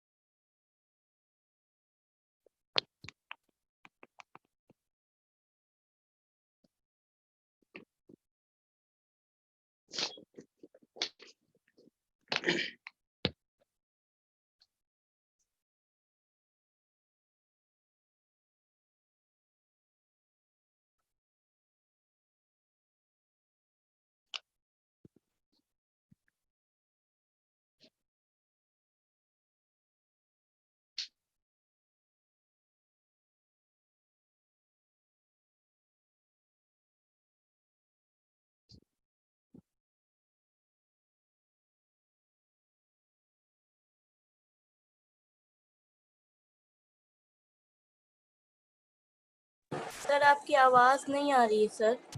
मदरसे का क्लास खत्म हो गया क्या? No sir.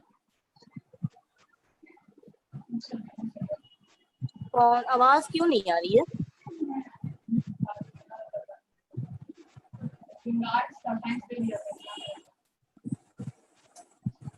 Hello sir. Sir mute पे है।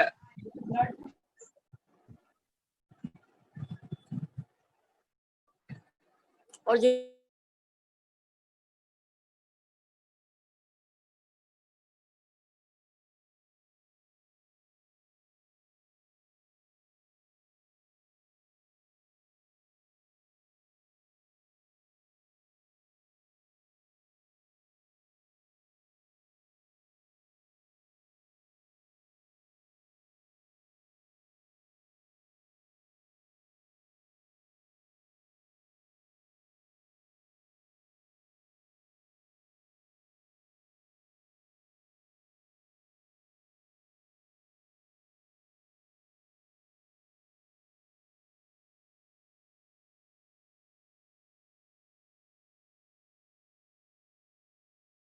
सेट आप लोग हो गया ना? कोई क्लियर, कोई डाउट भी है किन्हीं का? सर आपकी आवाज ही नहीं आ रही आवाज ही नहीं आ रही थी। सर आपकी आवाज तो बिल्कुल भी नहीं आ रही थी। यस सर, इधर भी। यस सर, 5 मिनट से तो आपकी आवाज ही नहीं आ रही है।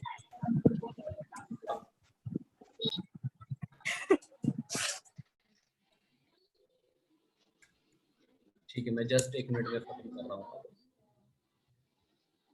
आप लोग थोड़ा सा म्यूट रखें अपनी साइड। आप लोग थोड़ा सा ज्यादा शोर करने लगते हैं तो जिसकी वजह से परेशानी होती है और आप लोग नहीं सुन पाते। मैं ये बता रहा था ट्रॉकियोस्टोमी, ओस्टोमी का मतलब होता है सर्जिकल प्रोसेस, सर्जरी के थ्रू या सर्जिकल प्रोसीजर से किसी जगह पे होल करना, छेद करना।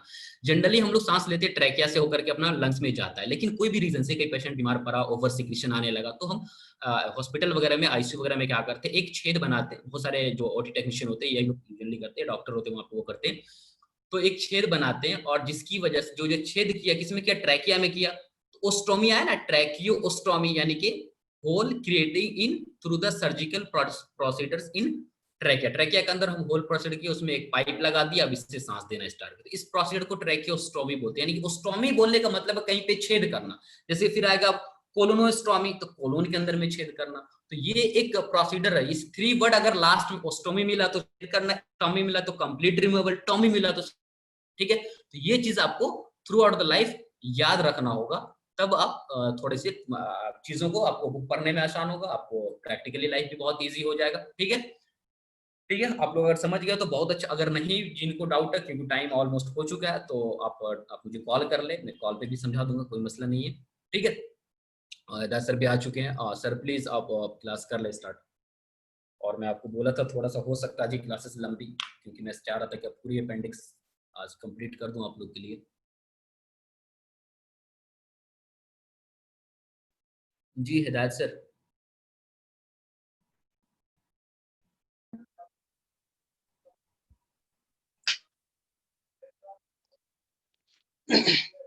कैसे हैं आप लोग? अल्हम्दुलिल्लाह सर। अस्सलाम वालेकुम सर। वालेकुम सलाम। वालेकुम अस्सलाम। आप लोग ठीक हैं?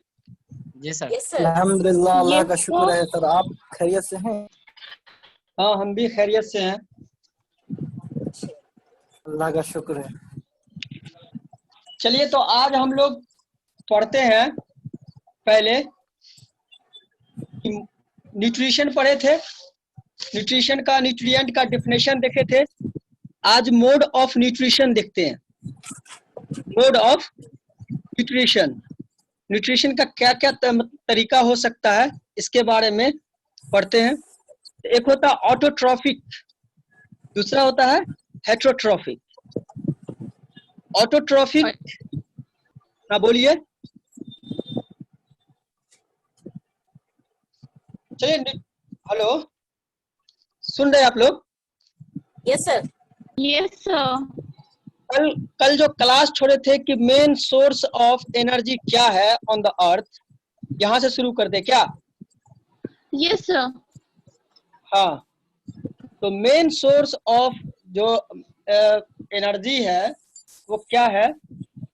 तो main source of energy on the sunlight. कैसे?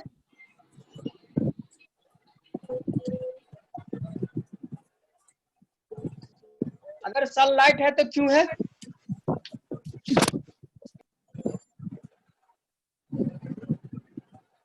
कोई बताएंगे?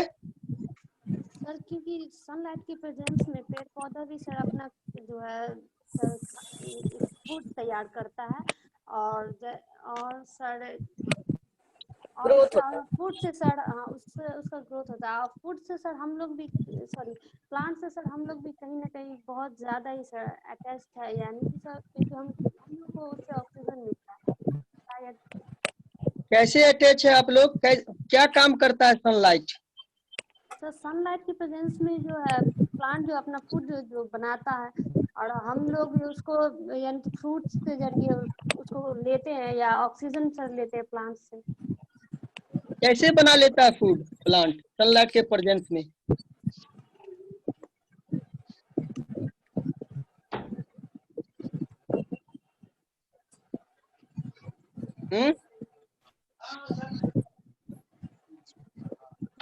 सनलाइट के प्रेजेंस में कैसे बना लेता है फूड? सर उसको एनर्जी मिलता है तभी। नहीं। हाँ, तो एनर्जी क्या है? सनलाइट क्या है? हीट के जो है ये सनलाइट जो है ये एनर्जी प्रोवाइड करता है। कैसे? तो प्लांट को पता है कि प्लांट जो है कार्बन डाइऑक्साइड लीफ से स्टेम से लेता है और वाटर जो है रूट के जरिए से। जी पता है सबको? Yes sir.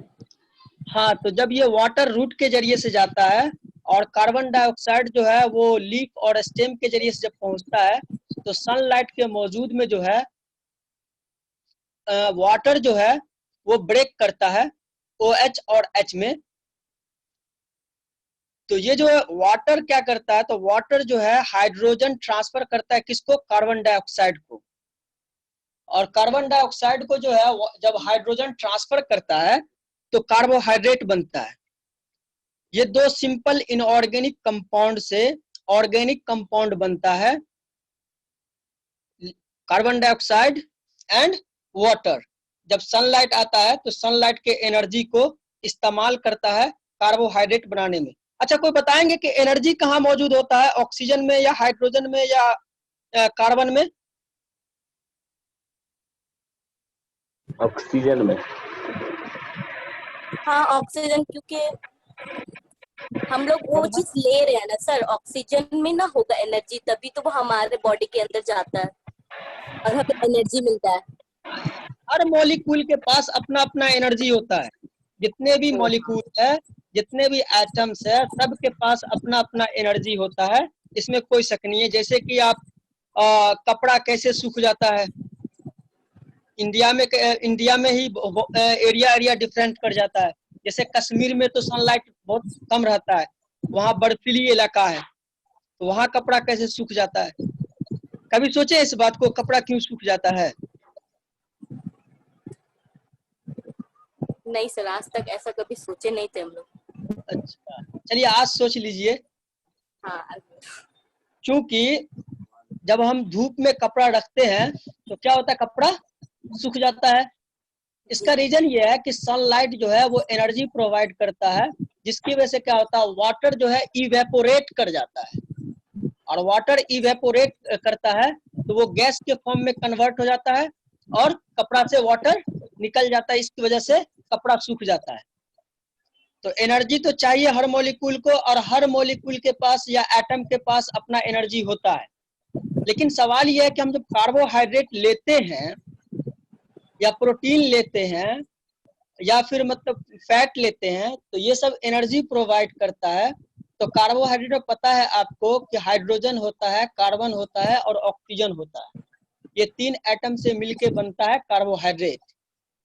तो किसके पास एनर्जी होता है जो हमारे बॉडी को प्रोवाइड करता है? ऑक्सीजन के पास या कार्बन के पास या हाइड्रोजन के पास? ऑक्सीजन के पास। ऑक्सीजन के पास। और कोई बताएंगे? क्या बोले सर, एक बार आप फिर से बोलिए क्वेश्चन। कार्बोहाइड्रेट एनर्जी प्रोवाइड करता है, सबको पता है, बॉडी के लिए फ्यूल है। अब सवाल यह है कि हर मॉलिक्यूल के पास या हर एटम के पास अपना अपना एनर्जी होता है। हर एटम के पास अपना अपना एनर्जी होता है। तो इसमें कार्बन एनर्जी प्रोवाइड करता है बॉडी को या ऑक्सीजन या हाइड्रोजन? तीनों करेगा। तीनों हाँ, करेगा। क्योंकि तीनों के पास अपना अपना एनर्जी है ना सर, सबके पास अपना अपना एनर्जी है, सब अपना प्रोवाइड करेगा। प्रोवाइड करेगा। अच्छा, देखिए कार्बन और हाइड्रोजन और ऑक्सीजन जो है ये सब क्या होता है, एनर्जी जो स्टोर होता है वो बॉन्ड के फॉर्म में एनर्जी स्टोर होता है।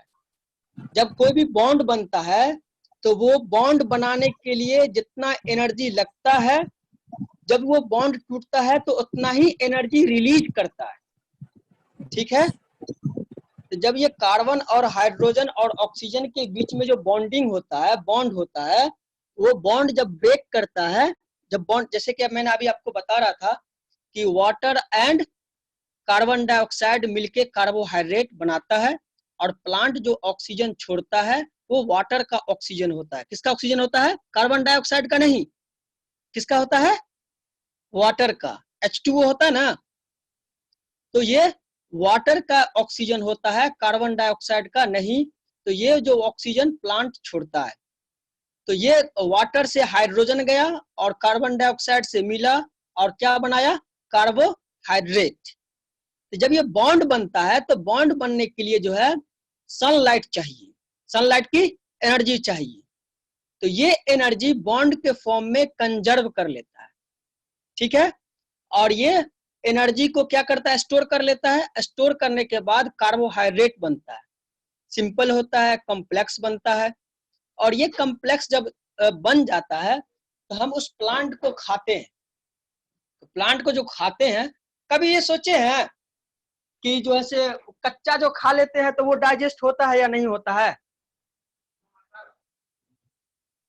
होता है सर। बर्गर के साथ खाते हैं ना? वो क्या खीरा सर? खा लेते हैं, गाजर खा लेते हैं, ये सब खाते हैं ना? हाँ, पका हुआ भी खाते हैं, जी। बॉयल किया हुआ फूड भी खाते हैं और कच्चा भी खाते हैं ना? तो ये जब हम लेते हैं तो स्टार्च के फॉर्म में कार्बोहाइड्रेट जाता है हमारे बॉडी में, और डाइजेशन जो इसका शुरू होता है, डाइजेशन का मतलब ब्रेक डाउन, ये स्टार्च का जो ब्रेक डाउन शुरू होता है वो मौत से होता है। पहले जो है मैकेनिकल होता है, मैकेनिकल और केमिकल दोनों स्टार्ट हो जाता है मौत से। ये स्लेवरी, तो मौत में क्या होगा? डाइजेशन होगा। डाइजेशन होने के बाद क्या होगा? ये ब्रेक डाउन करेगा। ब्रेक डाउन होने के बाद ये स्टोमक में जाएगा। तो ये स्लेवरी एमाइलेज जो है मौत में जो होता है, एमाइलो का मतलब क्या होता है? कार्बोहाइड्रेट, और जिसके लास्ट में AST लग जाए तो वो इंजाइम हो जाता है। तो ये एमाइलेज है, मतलब कार्बोहाइड्रेट को डाइजेस्ट करने वाला इंजाइम। तो कार्बोहाइड्रेट को जब डाइजेस्ट करेगा, ब्रेक डाउन करेगा, फिर ये मौत से ओएसोफेगस होते हुए स्टोमक पहुंचेगा। स्टोमक में कार्बोहाइड्रेट का डाइजेशन निग्लिजिबल होता है, बहुत कम होता है। उसके बाद ये स्मॉल इंटेस्टाइन में जाता है, वहां पे कार्बोहाइड्रेट ब्रेक करता है ग्लूकोज में। इसमें ग्लूकोज में ब्रेक करता है, और ग्लूकोज जो है वो एब्जॉर्ब होता है ब्लड में, और ब्लड से फिर सेल में जाता है। अब जब सेल से पहुंचा तो वहां पे ये ग्लूकोज का ब्रेक डाउन होता है सेल के अंदर, जिसको कहते हैं, पहला जो स्टेप होता है वो ग्लाइकोलाइसिस होता है। ग्लाइको का मतलब कार्बोहाइड्रेट होता है, लाइसिस का मतलब ब्रेक डाउन होता है। ग्लाइकोलाइसिस होता है, कार्बोहाइड्रेट का ब्रेक होता है। तो इसका फाइनल प्रोडक्ट जो होता है वो कार्बन डाइऑक्साइड होता है और हाइड्रोजन होता है। क्या होता है? कार्बन डाइऑक्साइड और हाइड्रोजन। अब जो हम सांस ले, जो प्लांट जो ऑक्सीजन छोड़ा, उस ऑक्सीजन को फिर हम सांस लेते हैं, वो हमारे बॉडी में इंटर करता है ऑक्सीजन।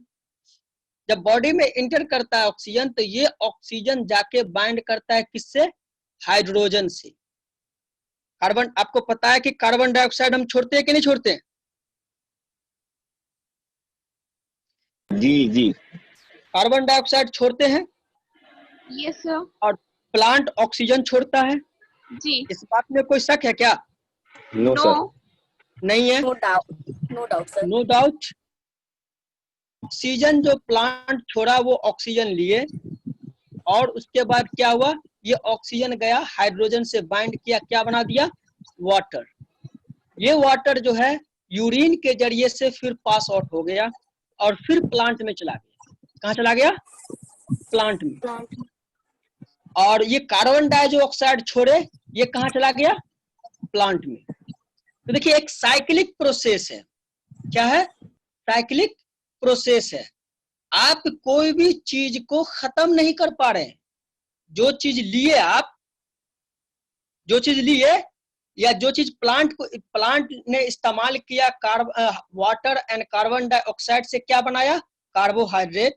उस कार्बोहाइड्रेट को कोई एनिमल खाया, उस एनिमल को आप खा लिए, और उसके बाद फिर आपके बॉडी में गया, वो ग्लूकोज में टूटा, ग्लूकोज में टूट करके फिर वो सेल में गया। सेल जो है, सेल के अंदर जो ग्लूकोज है वो ब्रेक डाउन किया, फिर बन गया कार्बन डाइऑक्साइड एंड वाटर। तो ये एक साइक्लिक प्रोसेस है। अब सवाल ये है कि जब कार्बन डाइऑक्साइड प्लांट लिया और वाटर लिया और वो कार्बोहाइड्रेट बनाया, और फिर हम वो प्लांट से ऑक्सीजन लिए और कार्बोहाइड्रेट लिए, और उसके बाद जो है फिर उसका ब्रेक डाउन हुआ, क्या, कार्बन डाइऑक्साइड एंड वाटर बना दिया। तो सवाल ये कि एनर्जी कहाँ से मिला।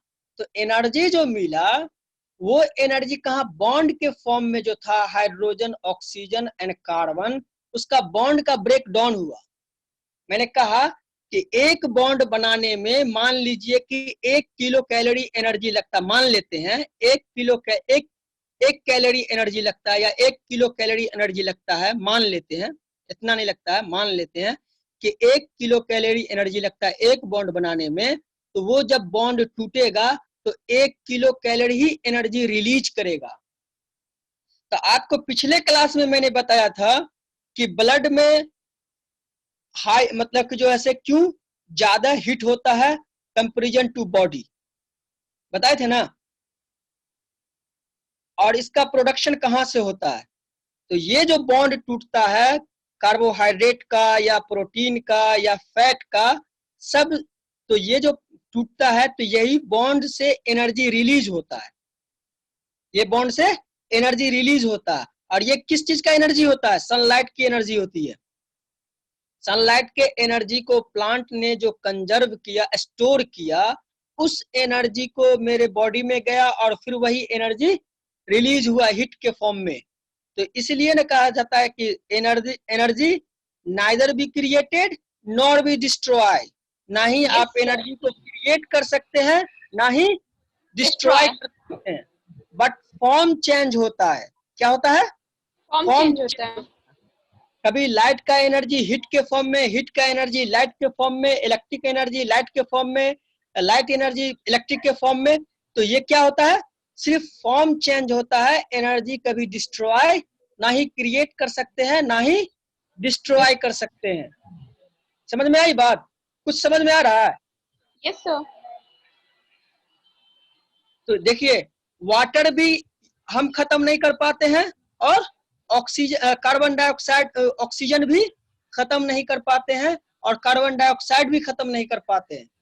तो हम जो कहते हैं कि प्लांट लगाइए, क्यों कहते हैं, क्योंकि प्लांट ज्यादा से ज्यादा ऑक्सीजन छोड़ेगा और ज्यादा से ज्यादा कार्बन डाइऑक्साइड को स्टोर करेगा। किस फॉर्म में, कार्बोहाइड्रेट के फॉर्म में, प्रोटीन के फॉर्म में, फैट के फॉर्म में करेगा ना। Yes sir. हाँ, तो इसलिए जो है सबसे जो मेन सोर्स है एनर्जी का वो सनलाइट है, और डायरेक्टली और indirectly all living organism depend on sunlight for energy, directly और इनडायरेक्टली। जैसे प्लांट क्या है, डायरेक्टली डिपेंडेंट है, लेकिन हम क्या है, इनडायरेक्टली है। कैसे, ह्यूमन कैसे इनडायरेक्टली डिपेंड है, क्योंकि प्लांट ने कार्बोहाइड्रेट बनाया, फिर उस कार्बोहाइड्रेट को हम इस्तेमाल करते हैं और उसको तोड़ के एनर्जी रिलीज करवाते हैं। तो हम प्लांट पे डिपेंड है, डायरेक्ट सनलाइट पे नहीं। किस पे है डिपेंड, प्लांट पे या एनिमल पे। उस प्लांट को एनिमल खाया, उस एनिमल को इंसान खा लेता है, तो क्या हो गया, उसको एनर्जी मिल जाता है। तो ह्यूमन जो है इनडायरेक्टली डिपेंड है सनलाइट पे, लेकिन प्लांट डायरेक्टली डिपेंड है, और बहुत सारा ऑर्गेनिज्म है जो डायरेक्टली और इनडायरेक्टली डिपेंड होता है एनर्जी के लिए किस पे? सनलाइट पे। तो एक बात तो ये क्लियर हो गई, किसी को इसमें कोई दिक्कत है? सर अगर सनलाइट पे डायरेक्टली डिपेंडेंट है तो आप बोले कश्मीर वगैरह में सनलाइट वगैरह उतना नहीं होता है, तो वहाँ का लोग किस पर मतलब वहाँ कैसे प्लांट को एनर्जी मिलता होगा उतना जब मिलता है ना, वो देखिए सनलाइट का जो रेडिएशन चाहिए, जो फोटोसिंथेटिक एक्टिव रेडिएशन कहते हैं, वो 400 नैनोमीटर से कितना 7, ठीक है, ये रेंज का रेडिएशन चाहिए और ये धीमा लाइट में भी मिल जाता है। देखिए 50% एनर्जी जो है स्ट्राइक सनलाइट जो है स्ट्राइक करता है अर्थ पे, और उसमें ओनली 10% जो है सनलाइट का यूजफुल होता है प्लांट के फोटोसिंथेसिस के लिए। कितना? 50%। और उसमें से 2 to 10% जो है क्या होता है? यूज होता, प्लांट को यूज के लिए चाहिए, तो उतना एनर्जी मिल जाता है। अब उतना ज्यादा डिटेल्स में नहीं जाइए, नहीं तो फिर बाउंस करने लगेगा। एक सिंपल चीज बताएं आपको कि एनर्जी कैसे बनता है, कहाँ से आता है, हमारे बॉडी में कहाँ से, हमारा बॉडी क्यों गर्म होता है।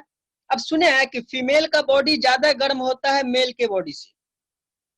देखते हैं कि फीमेल जो है एकदम ठंडी ज्यादा रहेगा, फिर भी वो एक सिंगल कपड़ा में जो है वो सुबह सुबह जो है मिल जाएगी आपको, लेकिन एक मेल देखिएगा मोटा मोटा जैकेट जो है लॉन्ग सूट पहन के घूमते रहते हैं।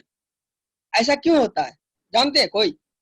सर शायद फैट का लेयर ज्यादा होता है फीमेल में एज कंपेयर टू मेल। इसका बहुत अच्छा। क्या नाम है आपका? सर तहरीम जावेद। बहुत अच्छा। क्यों फैट से क्या होता है? सर फैट से मतलब बॉडी हीट रहेगा ना। क्यों हीट रहेगा? क्यों हीट रहेगा सर?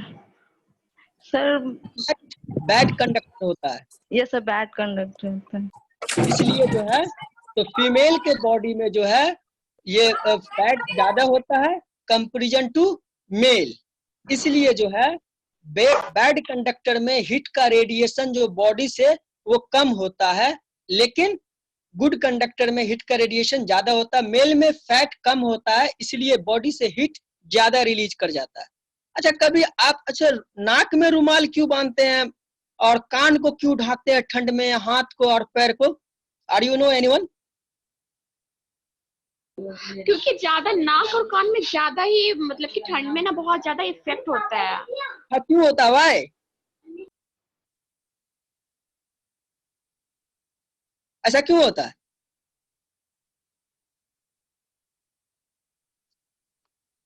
ऐसा क्यों होता है कि नाक में ज्यादा ठंड लगता है, कान में ज्यादा ठंड लगता है और पैर में ज्यादा ठंड लगता है? उसके लिए सॉक्स पहनते हैं, हाथ में ग्लव्स पहनते हैं, क्या है? ऐसा क्यों करते हैं?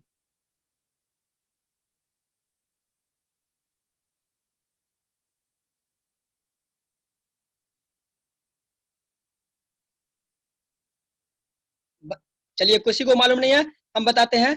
नाक में क्या होता है, तो नाक के अंदर जो है सुपरफिशियल जो है ब्लड वेसल्स होता है, ठीक है। और सुपरफिशियल ब्लड वेसल्स होने की वजह से क्या होता है, तो ब्लड चूंकि हीट ज्यादातर कहाँ मैंने पिछले क्लास में बताया था कि ब्लड में ज्यादा हीट होता है, ज्यादा टेम्परेचर होता है ना, बताए थे। तो ब्लड में स्टोर करने की ज्यादा कैपेसिटी होती है हीट का, ब्लड ज्यादा गर्म होता है बॉडी के टेम्परेचर से।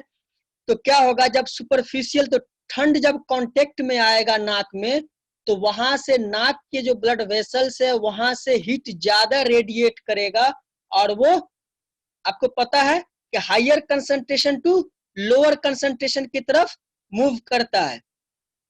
तो जब एक्सटर्नल इन्वायरमेंट ज्यादा ठंडा हो जाएगा बॉडी के टेम्परेचर से, तो क्या होगा, बॉडी का हीट जो है बाहरी इन्वायरमेंट में रेडिएट करने लगेगा।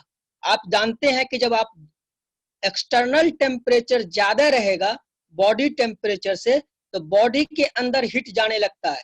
कैसे? जैसे कि अभी धूप निकली हुई है, अगर इसमें कोई निकले बाहर तो क्या होता है, बॉडी गर्म होने लगता है। क्यों? क्योंकि बाहरी टेम्परेचर जो है वो बॉडी के टेम्परेचर से ज्यादा है।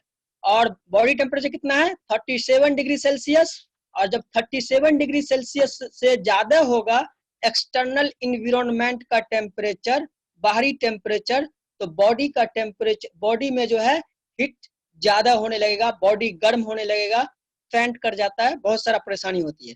तो ऐसा ही जब ठंड आता है तो बाहरी टेम्परेचर जो है बॉडी के टेम्परेचर से कम जाता है, इसलिए बॉडी का टेम्परेचर जो है बाहर की तरफ रेडिएट करने लगता है।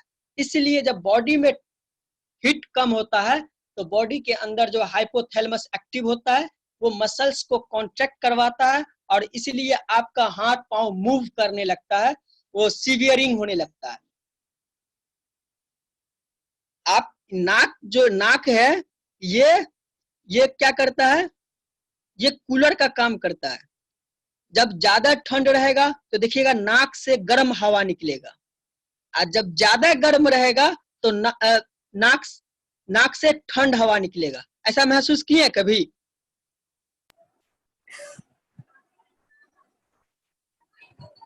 हाँ यस सर। हाँ, चूंकि बाहरी हवा जब ज्यादा गर्म हो जाता है तो हम सांस लेते हैं, तो नाक का काम है कि उस हवा को ठंडा करके हमारे रेस्पिरेटरी ऑर्गन में पहुंचाना, लंग्स में। और जब बाहर का हवा ठंड हो जाता है तो नाक का काम है कि उस हवा को गर्म करके हमारे रेस्पिरेटरी ऑर्गन में पहुंचाना। ऐसा क्यों होता है? तो मैंने बताया आपको कि नाक में जो है ब्लड वेसल सुपरफिशियल होता है, इसकी वजह से आसानी से हीट रेडिएट और एब्जॉर्ब हो जाता है। इसलिए हम कोशिश करते हैं कि नाक में कपड़ा बांध ले ताकि बाहरी हवा जो है नाक में डायरेक्ट कांटेक्ट में ना आए, और जब डायरेक्ट कांटेक्ट में नहीं आएगा तो नाक से हीट का रेडिएशन कम होगा, और जब नाक से हीट का रेडिएशन कम होगा तो बॉडी का हीट जो है वो टेम्परेचर मेंटेन रहेगा। समझ गए क्यों बांधते हैं?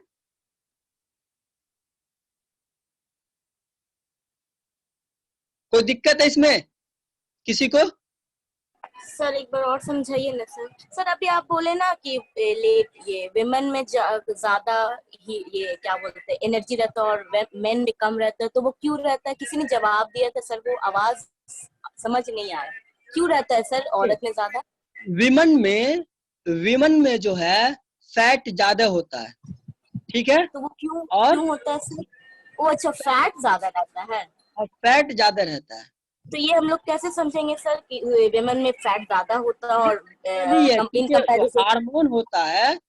हार्मोन होता है एस्ट्रोजन, जो हार्मोन होता है उस हार्मोन की वजह से फैट का ज्यादा होना, सॉफ्ट बॉडी होना, ये सब हार्मोनल चेंजेस हार्मोन की वजह से होता है।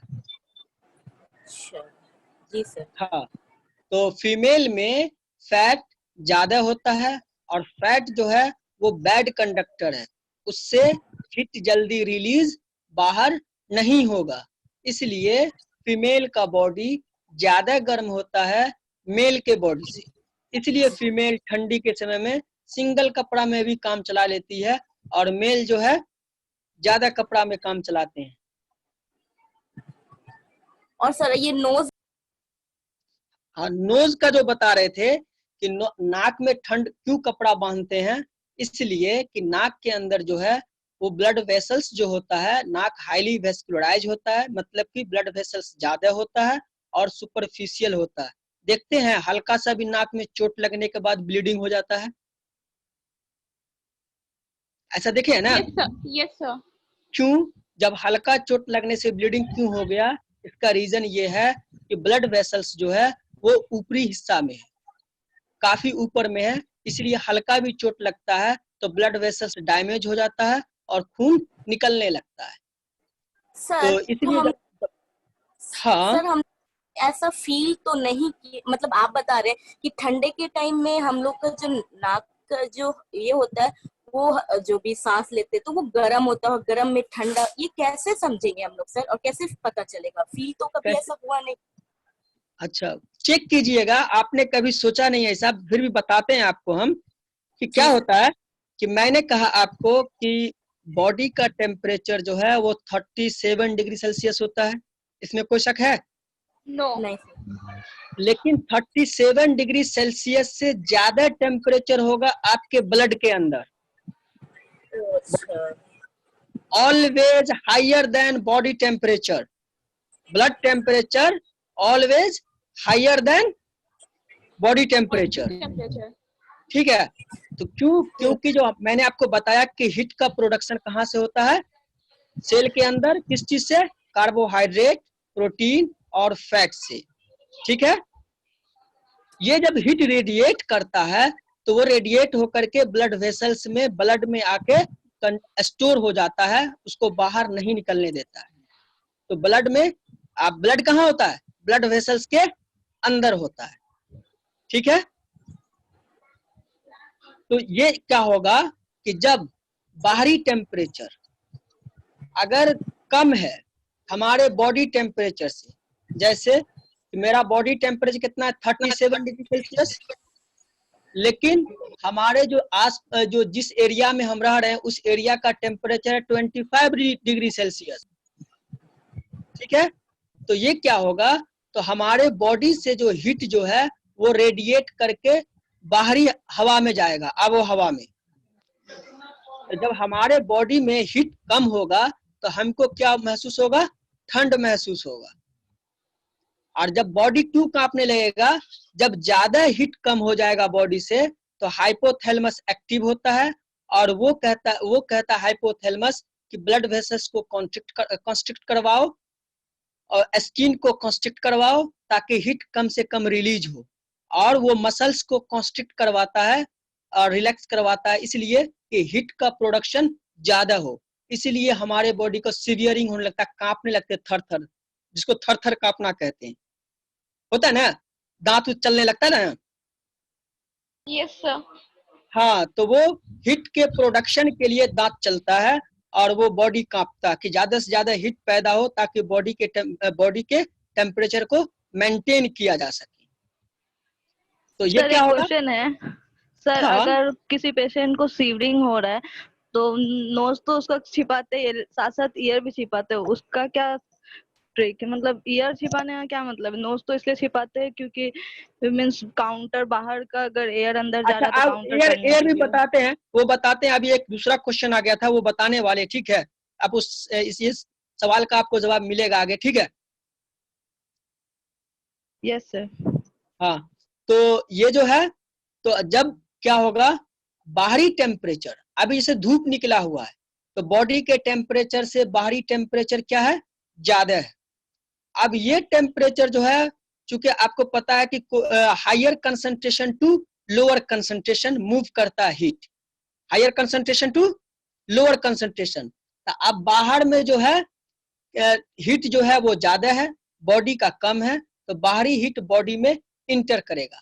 तो अब ये बताइए कि जब आपके बॉडी का हीट कम है और बाहर का हीट ज्यादा है, ठीक है, तो जब ये बॉडी का जो हवा छोड़ेंगे आप, जब सांस छोड़ेंगे आप, तो वो ठंड महसूस होगा बाहरी हवा से, क्योंकि बाहरी हवा ज्यादा गर्म है और बॉडी का हवा उससे कम गर्म है।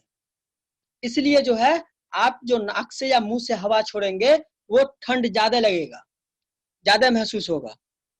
कभी ये फील किए हैं, नदी वगैरह के किनारे गए हैं कभी भी, कि देखिएगा कि नदी की पानी जो है वो जो ऊपर का हिस्सा होता है वो गर्मी में गर्म होता है, लेकिन नीचे का हिस्सा जो है वो ठंडा होता है। यस सर, महसूस किए ये। किए हैं?